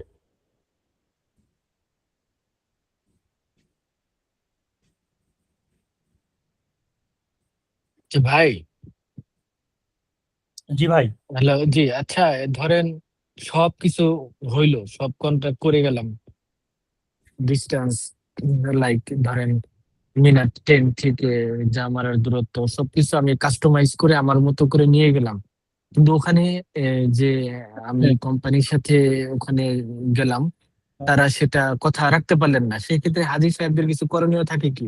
অবশ্য করণীয় আছে। একটা হচ্ছে যে আপনার প্রথম কথা হচ্ছে এটা আপনি বলবেন ভাই আপনি যে কমিটমেন্ট করলেন যদি এই কমিটমেন্ট যদি ফেল করেন তো সেক্ষেত্রে দুইটা পদ্ধতি আছে। কমিটমেন্ট কি ফেল, আপনাকে বলছি হোটেলের ডিস্টেন্স হবে 400 থেকে 450 মিটার, যদি আপনাকে 600 রাখে তাহলে আপনি বলবেন যদি আপনি দূরে হয় সেক্ষেত্রে আমাকে কি রিফান্ড দেবেন আপনি এই টাকাটা? ঠিক আছে, এটা জিজ্ঞেস করে নিবেন। নাম্বার 2 হচ্ছে আপনি বলছেন আমাকে 3 বেলা খাবার দিবেন, দিচ্ছেন 2 বেলা, তাহলে খাবারটা ফেরত পাবো? আপনি বলছেন ডাবল প্রোটিন, দিলেন একটা প্রোটিন, তাহলে কি আমি খাবার ফেরত দিবেন, টাকা ফেরত দিবেন? এগুলো আগে থেকে জেনে নেবেন। যদি সে কমিটমেন্টের বাইরে কমিটমেন্ট সে দিয়েছিল, দিতে না পারলে আপনি এটা লিগালি তার কাছ থেকে ক্লেম করতে পারবেন। এটাতে তার সঙ্গে ঝগড়া বা চাওয়াতে আপনার হজের কোনো ক্ষতি হবে না। আছে না, আপনি বললে ভাই হজ করতে এসেছেন, গন্ডগোল করার দরকার নেই, আপনার হজ নষ্ট হবে। হজ তখন নষ্ট হবে না, আপনাকে যখন কমিটমেন্ট করছে, সেই কমিটমেন্ট যদি আপনি চান, এতে কিন্তু আপনার হজের কিছু হবে না, এটা বরং আপনাকে চাইতে হবে। আর যদি সে দিতে না পারলে বলে ভাই এটা তো আমার হাতে নাই, এটা তো আউট অফ কন্ট্রোল, সেটা আলাদা, সেটা আপনি নিজেও বুঝবেন যে কোনটা এজেন্সির কন্ট্রোলের বাইরে আর কোনটা এজেন্সির কন্ট্রোলের ভিতরে, সেটা আপনি নিজেও বুঝবেন। তো সো অবশ্যই এটা আগে থেকে জিজ্ঞেস করে ভাই আপনি যে কমিটমেন্ট দিচ্ছেন, এই কমিটমেন্টে যদি ফুলফিল না করতেন, আমার কিন্তু এইটার বিপরীতে আমাকে কিন্তু কম্পোজিট দিতে হবে, এটা আপনি আগে থেকে বলে নেবেন, এটা আপনার হক।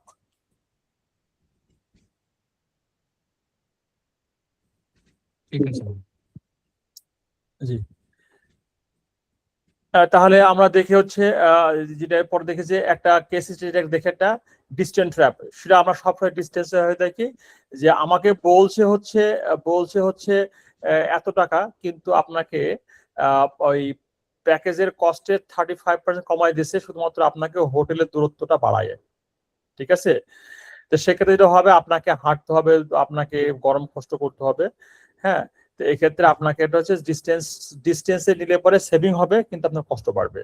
যদি আপনি ডিস্টেন্সে হোটেল নেন, এটা এটা দেখা যায় কি আমাদের ফিক্সড প্যাকেজ, ধরেন আমাদের বাংলাদেশ থেকে নাই, ইন্ডিয়া এবং পাকিস্তান থেকে ওনারা সবসময় হোটেলে দূরে থাকে, এবং ওনারা ইন্ডিয়া, পাকিস্তান, তারপর ইন্দোনেশিয়া, এরা যেটা হয় কমপক্ষে 5 থেকে 7 কিলো দূরে হোটেল থাকে, ওরা ওই হোটেল থেকে আপনার বাস দেয়, বাসে করে হারামে যাওয়া আসা করে। তো আমার দেশে এখন এই প্যাকেজগুলো শুরু হয় নাই, ওরা সাধারণত ফুল টাইম আজিজিয়া বা সিসাতে ওনাদের ফুল টাইম হোটেল থাকে, এবং সেখান থেকে ওরা বাসে করে যাওয়া আসা করে। খেয়াল রাখতে হবে যে আপনার যদি হোটেলের ডিস্টেন্স বাড়ে, আপনার খরচ কমবে, কিন্তু আপনার কায়িক পরিশ্রম বাড়বে।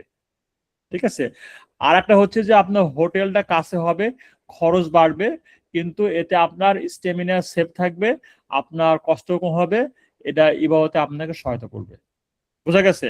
তাহলে যে আপনি যদি খরচ কমান, তাহলে আপনার ডিস্টেন্স বাড়বে, আপনার পরিশ্রম বেশি করতে হবে, ইবাদতে বিঘ্ন ঘটবে। আর যদি খরচ বাড়ান, তাতে আপনার যদি আপনি হোটেলের কাছে নেন, খরচ বাড়বে, আপনার ডিস্টেন্স কমবে, প্লাস হচ্ছে আপনার ইবাদতে মন ভালো বসবে।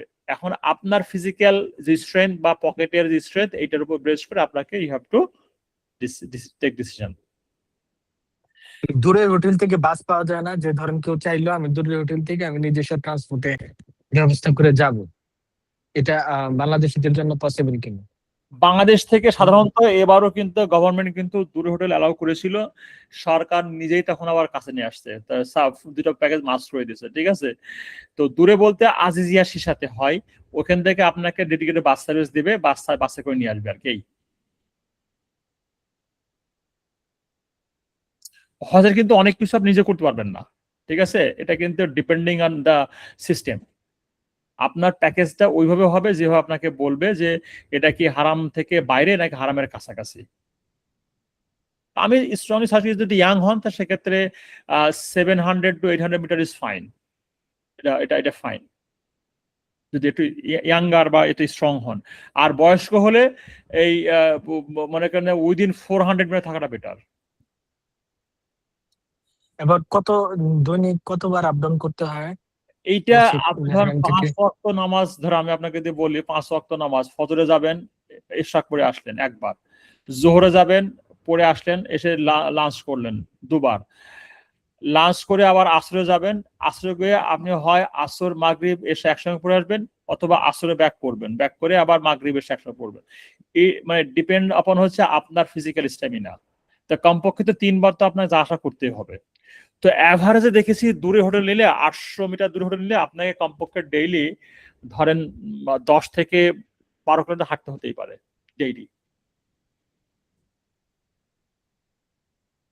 800 মিটারের প্যাকেজটাই তো মনে হয়, আমি যতদূর আমি আমি বলি আপনাকে যে শেফার্ডের একটা কথা বলছিলাম, ওরা যে 800 মিটার বা এরকম 1 কিলোমিটার, 800 মিটার ধরেন আমি 1 কিলোমিটারে ধরলাম, হুম। এটাই মনে হয় ওদের একটা লাস্ট প্যাকেজ ছিল 6 লাখ প্লাস বা এরকম একটা কিছু।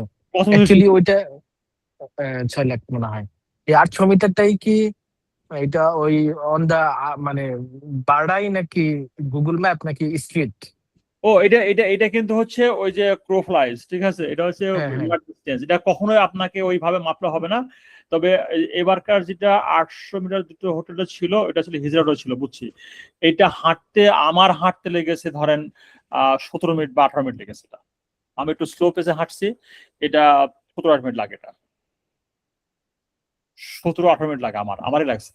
এটা কি হয়ে গেছে নাকি আপনারা এটা সেট করে নিছেন যে 800 মিটার থেকে এটা এটা করা যাবে, আপনাদের হাতে আছে নাকি? গতবার এটা কিনেছিলাম, এই হোটেলটা কত কিনা হয়েছিল আর কি, এই আর কি। এবার হয়তো আচ্ছা কম আচ্ছা। বেশি হতে পারে ডিপেন্ডিং অন দ্য প্যাকেজ হ্যাঁ এবং হোটেল। এগেন আপনার খেয়াল রাখতে হবে আপনাকে যে আপনার হোটেলের ডিস্টেন্সটা বলবে, তার সঙ্গে আপনি আর একটু অ্যাড করতে হবে। কারণটা কি? কারণটা হচ্ছে একটা তো হচ্ছে যে হারামের যে কোর্টইয়ার্ড থেকে মসজিদও কিন্তু হাঁটতে 3 থেকে 5 মিনিট সময় লাগে।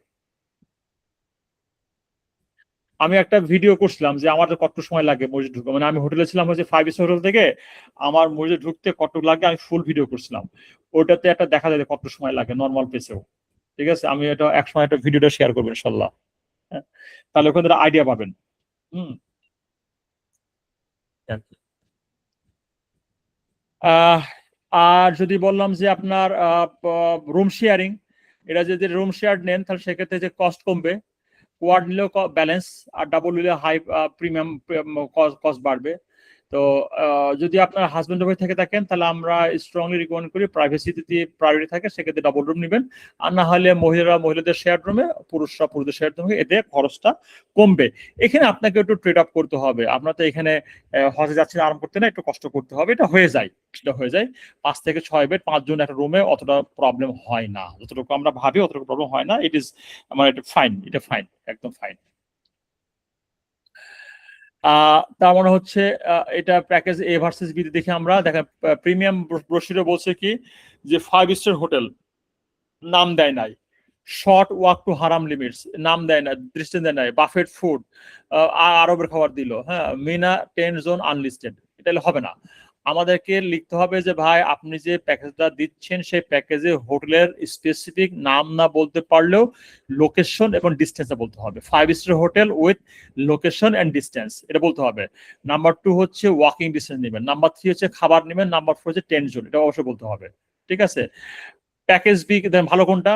ওরা বললো যে কনফার্মিং যে আমাদের কিন্তু মক্কাতে আঞ্জুম হোটেল হবে, যেটা অ্যাকচুয়ালি 750 মিটার দূরত্বে এবং cook by traditional Bangali chefs, এবং মিনা ক্যাম্পাস জোন 4-এ মোয়াল্লিম।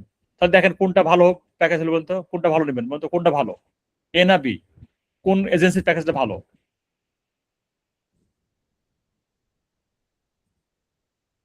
বি। হ্যাঁ, মানে ট্রান্সপারেন্সি আছে এখানে, এতে কিন্তু কোনো ট্রান্সপারেন্সি নাই। ঠিক আছে, বললো যে 5 স্টার হোটেল দেওয়া হবে, ও close short walking distance, buffet খাবার দেওয়া হবে, মিনা টেন্টস ভালো জায়গায় দেওয়া হবে, এটা কিন্তু আপনাকে ক্লিয়ারলি বললো না। আর যে প্যাকেজটা বিতে এটা কিন্তু ট্রান্সপারেন্ট, কি বললো যে আপনাকে এই এত ডিস্টেন্সের, এত ওয়াকিং ডিস্টেন্সের এই মানে হোটেল দেওয়া হবে, এবং আপনাকে ট্র্যাডিশনালি হোটেলে 5 স্টার বুফে বা 3 স্টার বুফে দেওয়া হবে, অথবা আপনার প্যাকেট লাঞ্চ দেওয়া হবে, যেখানে আপনাকে কমপক্ষে ডবল বডি সিকিউরিটি থাকবে, খাবার পরে চা কফি বা ফ্রুটস থাকবে, এগুলো আগে থেকে বলে দিবে, এবং মিনা ক্যামজন 4 বা 5 বা টি আগে থেকে বলে দিচ্ছে। সো আপনি দেখবেন যে আপনার প্যাকেজটা ট্রান্সপারেন্ট কিনা এটা আগে থেকেই জানতে হবে। জি, এটা একটা প্র্যাকটিক্যাল রিকমেন্ডেশন, বা আমি যেটা বলি যে কিভাবে আপনি করবেন। তো আপনার যে প্রায়োরিটি, সেই প্রায়োরিটিতে আপনার যে ফিজিক্যাল স্ট্রেংথ, তার উপর বেস করে আপনি বেসিক্যালি কি করবেন, হোটেলের ডিস্টেন্স দিবেন। আপনি যদি স্ট্রং হন, মাঝামাঝি নেন, দূরে নেন, সমস্যা নাই। যদি আপনি উইক হন, মাজুর হন, বয়স্ক হন, সেক্ষেত্রে আমি বলবো যে ক্লোজার প্রক্সিমিটি থাকলে আপনি হারাম মসজিদে আরামসে ইবাদত করতে পারবেন। আর যদি আপনার হেলথ স্ট্যাটাসটা, হেলথের যে স্ট্যামিনা ভালো না থাকে, দূরে গেলে পরে আপনি একবার গিয়ে দ্বিতীয়বার আসতে পারবেন না, অসুস্থ হয়ে যাবেন। এই জন্য আপনার স্বাস্থ্য এবং আপনার ফিজিক্যাল যে স্ট্যামিনা, তার উপর ভিত্তি করে আপনি নিবেন, 1 নম্বর। 2 নম্বর হচ্ছে আপনার প্রাইভেসি।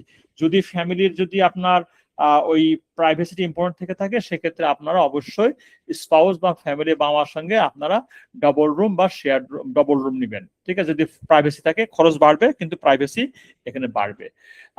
আর যদি আপনার দেখবেন যে লজিস্টিক্যাল যদি আপনার ঠিক থাকে তাহলে আপনার মাইন্ডসেট ঠিক থাকে, মানে আপনাদের টেনশনে থাকতে হয় যে আমি কিভাবে মক্কা থেকে মদিনা যাব, কিভাবে হোটেল থেকে মিনায় যাব, যদি টেনশন থাকতে হয় সেক্ষেত্রে কিন্তু আপনি এখানে ফোকাস ওনার ইবাদা দেখতে হবে যে লজিস্টিকের প্ল্যানটা, মুভমেন্ট প্ল্যানটা ওয়েল ডিফাইন্ড কিনা। এটা যে ঠিক থাকে তাহলে basically it will enhance your worship experience, ইবাদার এক্সপিরিয়েন্সটা ভালো করবে, এটা খেয়াল রাখতে হবে। তারপর হচ্ছে আপনার এক্সপেকটেশনটা আপনার পকেটের, মানে আপনার এক্সপেকটেশনটা সেট করতে হবে আপনার ক্যাপাসিটির বেস করে। ঠিক আছে, আর খেয়াল রাখতে হবে যে শুধুমাত্র যে আমি যদি বেশি টাকা দিলেই যে আমি ভালো সার্ভিস পাবো, ইট ইজ নট গ্যারান্টেড। ঠিক আছে, বেশি টাকা দিয়েও আপনি বাস দেরিতে আসবে, বেশি টাকা দিলেও পরেও আপনি গরম সহ্য করতে হবে, বেশি টাকা দিলেও আপনাকে লজিস্টিক্যাল বিষয়টাকে মাথা রাখতে হবে। কারণটা কি, হজ হচ্ছে is all about unexpected situation. এটা আনকন্ট্রোলড আসতেই পারে। তো এই জন্য আপনাকে হোটেল বা প্যাকেজের মান যাই হোক না কেন, আপনাকে আপনাকে আপনাকে আগে থেকে আপনাকে মেন্টাল একটা প্রস্তুত থাকতে হবে যে আমাকে যে কোনো পরিস্থিতির মুখোমুখি হতে পারে। আপনার প্যাকেজের সার্ভিসের মান এবং দামের উপর ভিত্তি করেই যে আপনার সবকিছু স্মুথ হবে, it is not like that. তো এই জন্য আমাদের এক্সপেকটেশনটা আমাদেরকে অবশ্যই একটা লেভেল নিয়ে আসতে হবে, খেয়াল রাখতে হবে। বেশি টাকা দিলেই যে আমার সার্ভিসটা একদম বুলেট প্রুফ হবে, নট গ্যারান্টেড। ঠিক আছে, তো তো আবার এট দ্য সেম টাইম যেটা বললাম যে বেস্ট প্যাকেজ বেস্ট প্রাইসে কিন্তু আপনার ডিফিকাল্টিকে আরাম নাও করতে পারে, আবার কম টাকা দিয়েও আপনি এর থেকে ভালো সুবিধা পাইতে পারেন। It's all about the ground level situation. তো ফাইনালি যেটা আমি বলতে চাচ্ছি, রাইট প্যাকেজটা কি, আপনার right expectations plus right planning plus right environment for warship. তার মানে হচ্ছে আমাদের কিন্তু টার্গেটটাকে আমাদের টার্গেটটা কিন্তু হচ্ছে not purchasing luxury or expensive package, rather যে প্যাকেজটা আমাদের ইবাদতের সুযোগটাকে বাড়িয়ে দিবে, যে প্যাকেজটা আমাদের ইবাদতটাকে কনভিনিয়েন্ট করবে, সে ধরনের প্যাকেজগুলো নেওয়াটাই হচ্ছে উত্তম এবং সুজনক। তাহলে তো আমরা শেষ দিকে চলে এসেছি। আমরা এই বিষয়ে কোনো কোশ্চেন আছে আমাদের? যে এই যে বললাম যে রাইট প্যাকেজ কিভাবে নিব, হ্যাঁ, আমাদের এক্সপেকটেশনটাকে একটা মিনিমাইজ করতে হবে। তারপর হচ্ছে খেয়াল রাখতে হবে যে আমাদের দামি প্যাকেজ মানে এই নয় যে সবকিছু স্মুথলি যাবে, সেখানে আমাদের কিছু আনওয়ান্টেড সিচুয়েশন আসবে, আনএক্সপেক্টেড সিচুয়েশন আসবে, যেটা আমাদেরকে মেনে নিতে হবে। তো যেটা আছে কি, before we select any package আমাদেরকে দেখতে হবে যে ওই যে বললাম আর কি, আমাকে নিজে বলতে হবে যে এটা কি আমার প্রয়োজনটাকে মিটায়, নাম্বার 1। নাম্বার 2 হচ্ছে এটা কি আমাদেরকে ইবাদতে সাহায্য করে। নাম্বার 3 হচ্ছে এটা কি আমার ভ্যালু জাস্টিফাই করে, আমি যে টাকা দিচ্ছি সেই টাকা দিয়ে আমার লোকেশনটা বা অন্য কিছু সব ঠিকঠাক আছে কিনা, মানে প্রাইস ভ্যালু মানে ঠিক আছে কিনা দেখতে হবে। এবং আমি কি এই যে সবকিছু ঠিকঠাক করার আগে আমি হোটেলের দূরত্ব, হোটেলের মান, তারপরে ক্যাম্পের ক্যাটাগরি, ঠিক আছে, সার্ভিসের যে প্রমিস সার্ভিসের লিস্ট, এগুলো আমরা আগে থেকে দেখে নিয়েছি কিনা, এটা আমাদেরকে আগে থেকে এনশিওর করতে হবে। সামারিটা কি, তাহলে আমরা এতক্ষণ ধরে দেখলাম যে প্যাকেজটাকে বুঝলাম, একটা প্যাকেজে কি থাকে কি না থাকে, প্যাকেজের কম্পোনেন্ট গুলো কি, কোন কোন বিষয়গুলো একটা প্যাকেজের দাম কমায় এবং বাড়ায়। তারপরে আমরা প্যাকেজ কম্পেয়ার করলাম যে কোন প্যাকেজটা কিরকম হতে পারে। আমরা আগে দেখেছি যে প্যাকেজ যদি এরকম প্যাকেজ থেকে থাকে, সে ফর এক্সাম্পল যদি প্যাকেজ এ থাকে এরকম ভেক্টরস, বি থাকে ট্রান্সফার, তাহলে আমরা অবশ্যই বি প্যাকেজের দিকে যাব। তারপরে আমরা বলছি হচ্ছে ইভ্যালুয়েট করলাম, তার ফাইনাল হচ্ছে ডিসিশন নিব। এই তো again আমরা basically কিন্তু we are not buying a horse package, we are choosing the environment for the most important worship of our life, এবং choose with knowledge, choose with wisdom, and let's make informed decision। তার মানে হচ্ছে আমরা কিন্তু কোনো হজ package কিনছি না, আমরা কি কিনছি, আমরা একটা এনভায়রনমেন্ট কিনছি, যে এনভায়রনমেন্টটা আমার জীবনের সব থেকে গুরুত্বপূর্ণ সফরে ইবাদতটাকে সহজ করবে। কোনো কোশ্চেন আনসার আছে?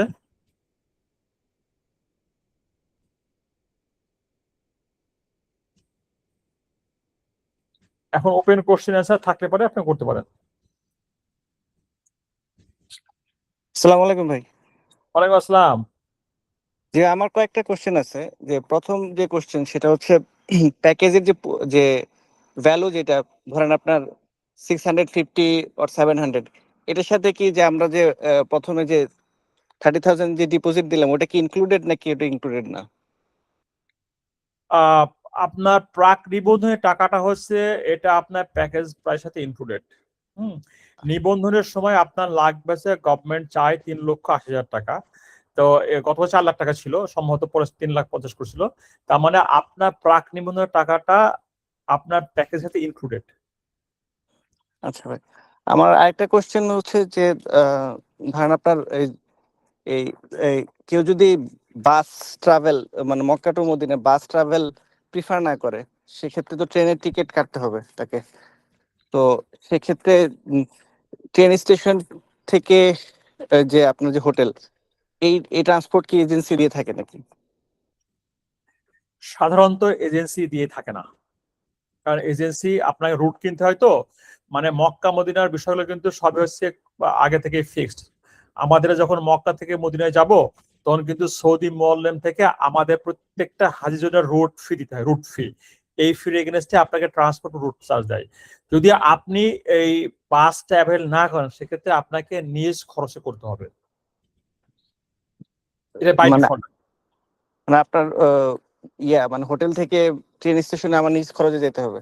হোটেল থেকে ট্রেন স্টেশন নিজ করে যাবেন। আবার ধরেন কথার কথা আপনি বলছেন যে ফর এক্সাম্পল আমি দিচ্ছি আপনাকে, যে আপনি মদিনাতে আছেন, মদিনা থেকে আপনি এখন মক্কাতে আসবেন ট্রেনে, ঠিক আছে? তাহলে মদিনা হোটেল থেকে আপনার মদিনা ট্রেন স্টেশন অ্যাট এর ওন কস্ট।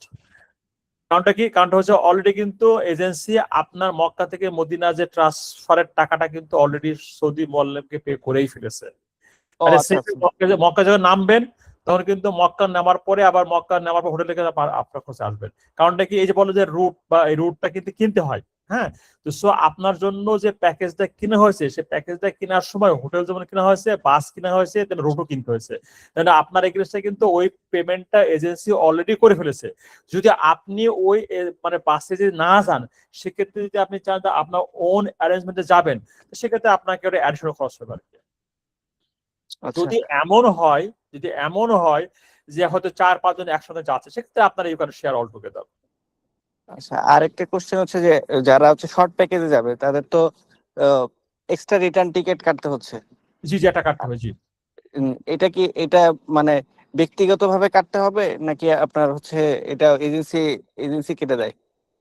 এটা আমরা যেটা করি, এটা ব্যক্তিগতভাবে কাটাটাকে নিরুৎসাহিত করি, কিন্তু আবার উৎসাহ মানে উৎসাহ দিই। ঠিক আছে, আমরা যেটা করি একসঙ্গে একটা বাল্ক আকারে কাটি। ঠিক আছে, আমরা বলে দিই যে 3 তারিখ বা 4 তারিখ বা 5 তারিখে আমরা টিকিট কাটতেছি, এই প্যাকেজ পাচ্ছি এবং এই এয়ারলাইন্সে এই খরচ। তখন অপশন দেয় যে আমি এমিরেটস এ কাটবো, আমি এয়ার এসে আমি এয়ার আরবে কাটবো, অপশন থাকে, যে অপশন যে পিক করে আর কি। বুঝা গেছে? We help them to purchase. আর যে কেউ যদি বলেন না আমি নিজেই কাটবো, it is up to him, সমস্যা নাই কোনো। মানে আপনার অন এভারেজ মানে এভারেজের কস্টটা কেমন আসে? ধরেন ধরেন 45 থেকে 60 ধরেন 60 পার পারসন? পার পার্সন ধরেন, এটা আমি ম্যাক্সিমাম বলছি আপনাকে। আচ্ছা আচ্ছা আচ্ছা আচ্ছা আচ্ছা, ঠিক আছে। আপাতত আর তেমন কোনো কোশ্চেন নেই ভাই আমার।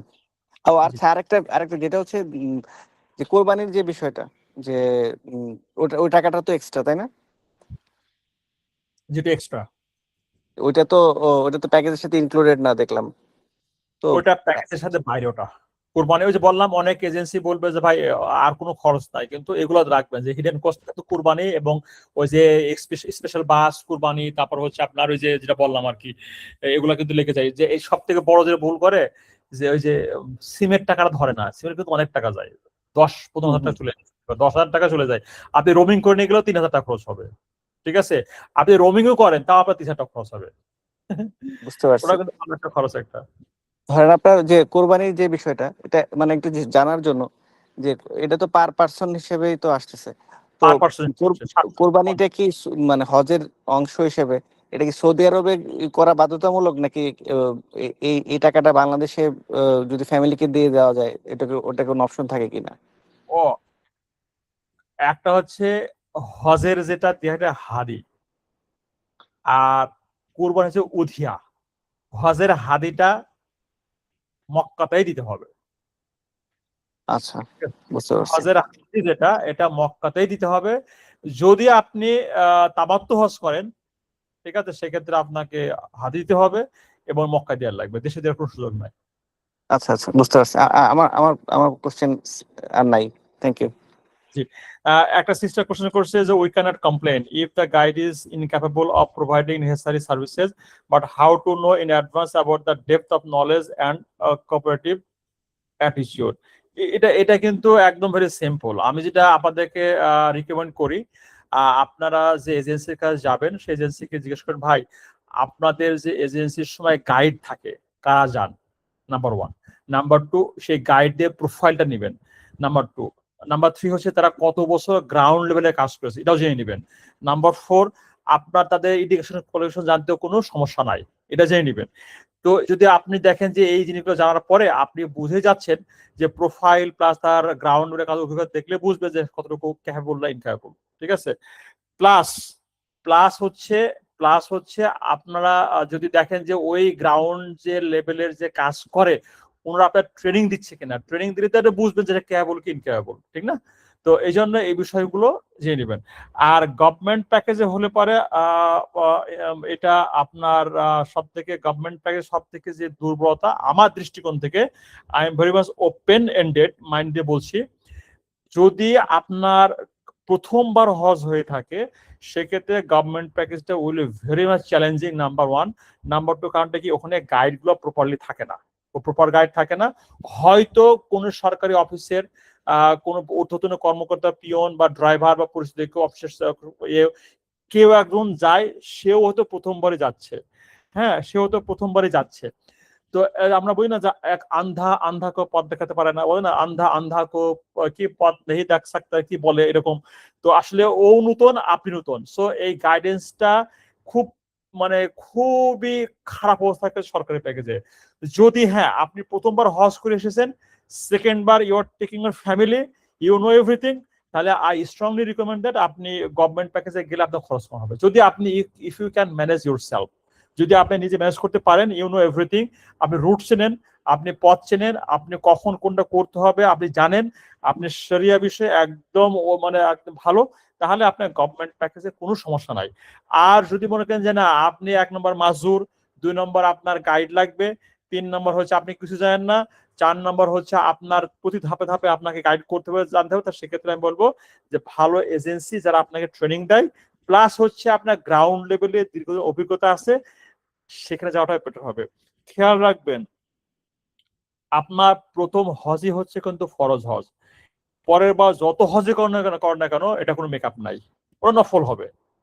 তো ওই জন্য প্রথম যে হজটা সেই হজটাকে আপনাদেরকে গুরুত্ব সহকারে নিতে হবে, এবং যাদের মধ্যে গেলে আপনার হজের কাজগুলা আরো সহজ হবে, এবং হজের যে আপনার ওয়াজিবাত গুলা সুন্নাহ গুলা আরো সুন্দরভাবে সহজে করতে পারবেন, এই ধরনের এজেন্সির মাধ্যমে যাবেন।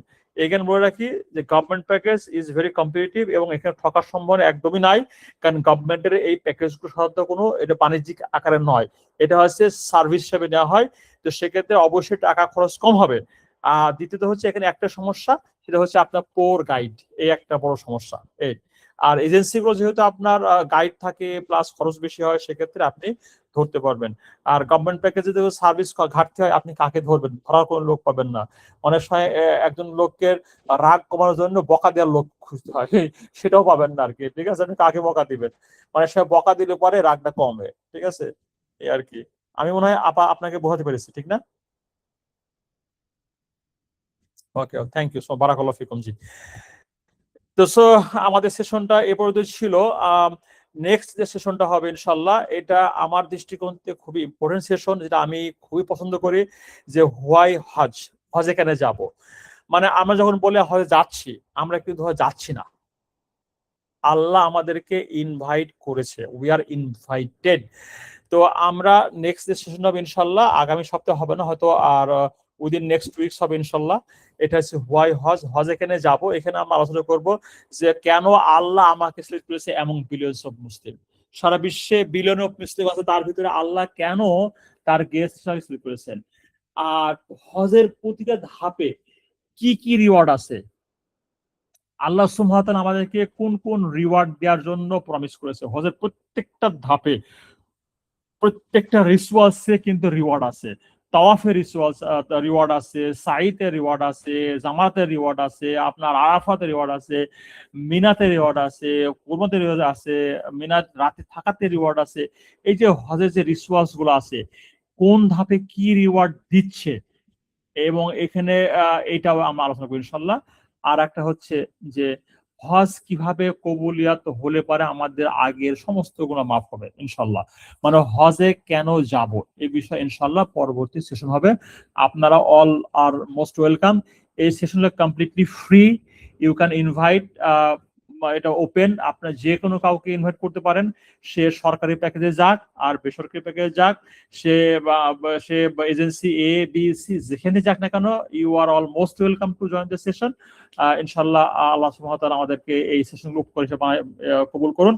আল্লাহর সাথে দোয়া করি, যা কিছু ভালো তা হচ্ছে আল্লাহর পক্ষ থেকে, যা কিছু ঘাটতি কমতে আমার পক্ষ থেকে। মে আল্লাহ সুবহানাহু ওয়া তাআলা accept this session as a beneficial for everyone. বারাকাল্লাহু ফিকুম। যদি আপনাদের প্রশ্ন থেকে থাকে আমি এই প্রশ্ন নিব, আর না থাকলে আমরা এখানে শেষ করব ইনশাল্লাহ।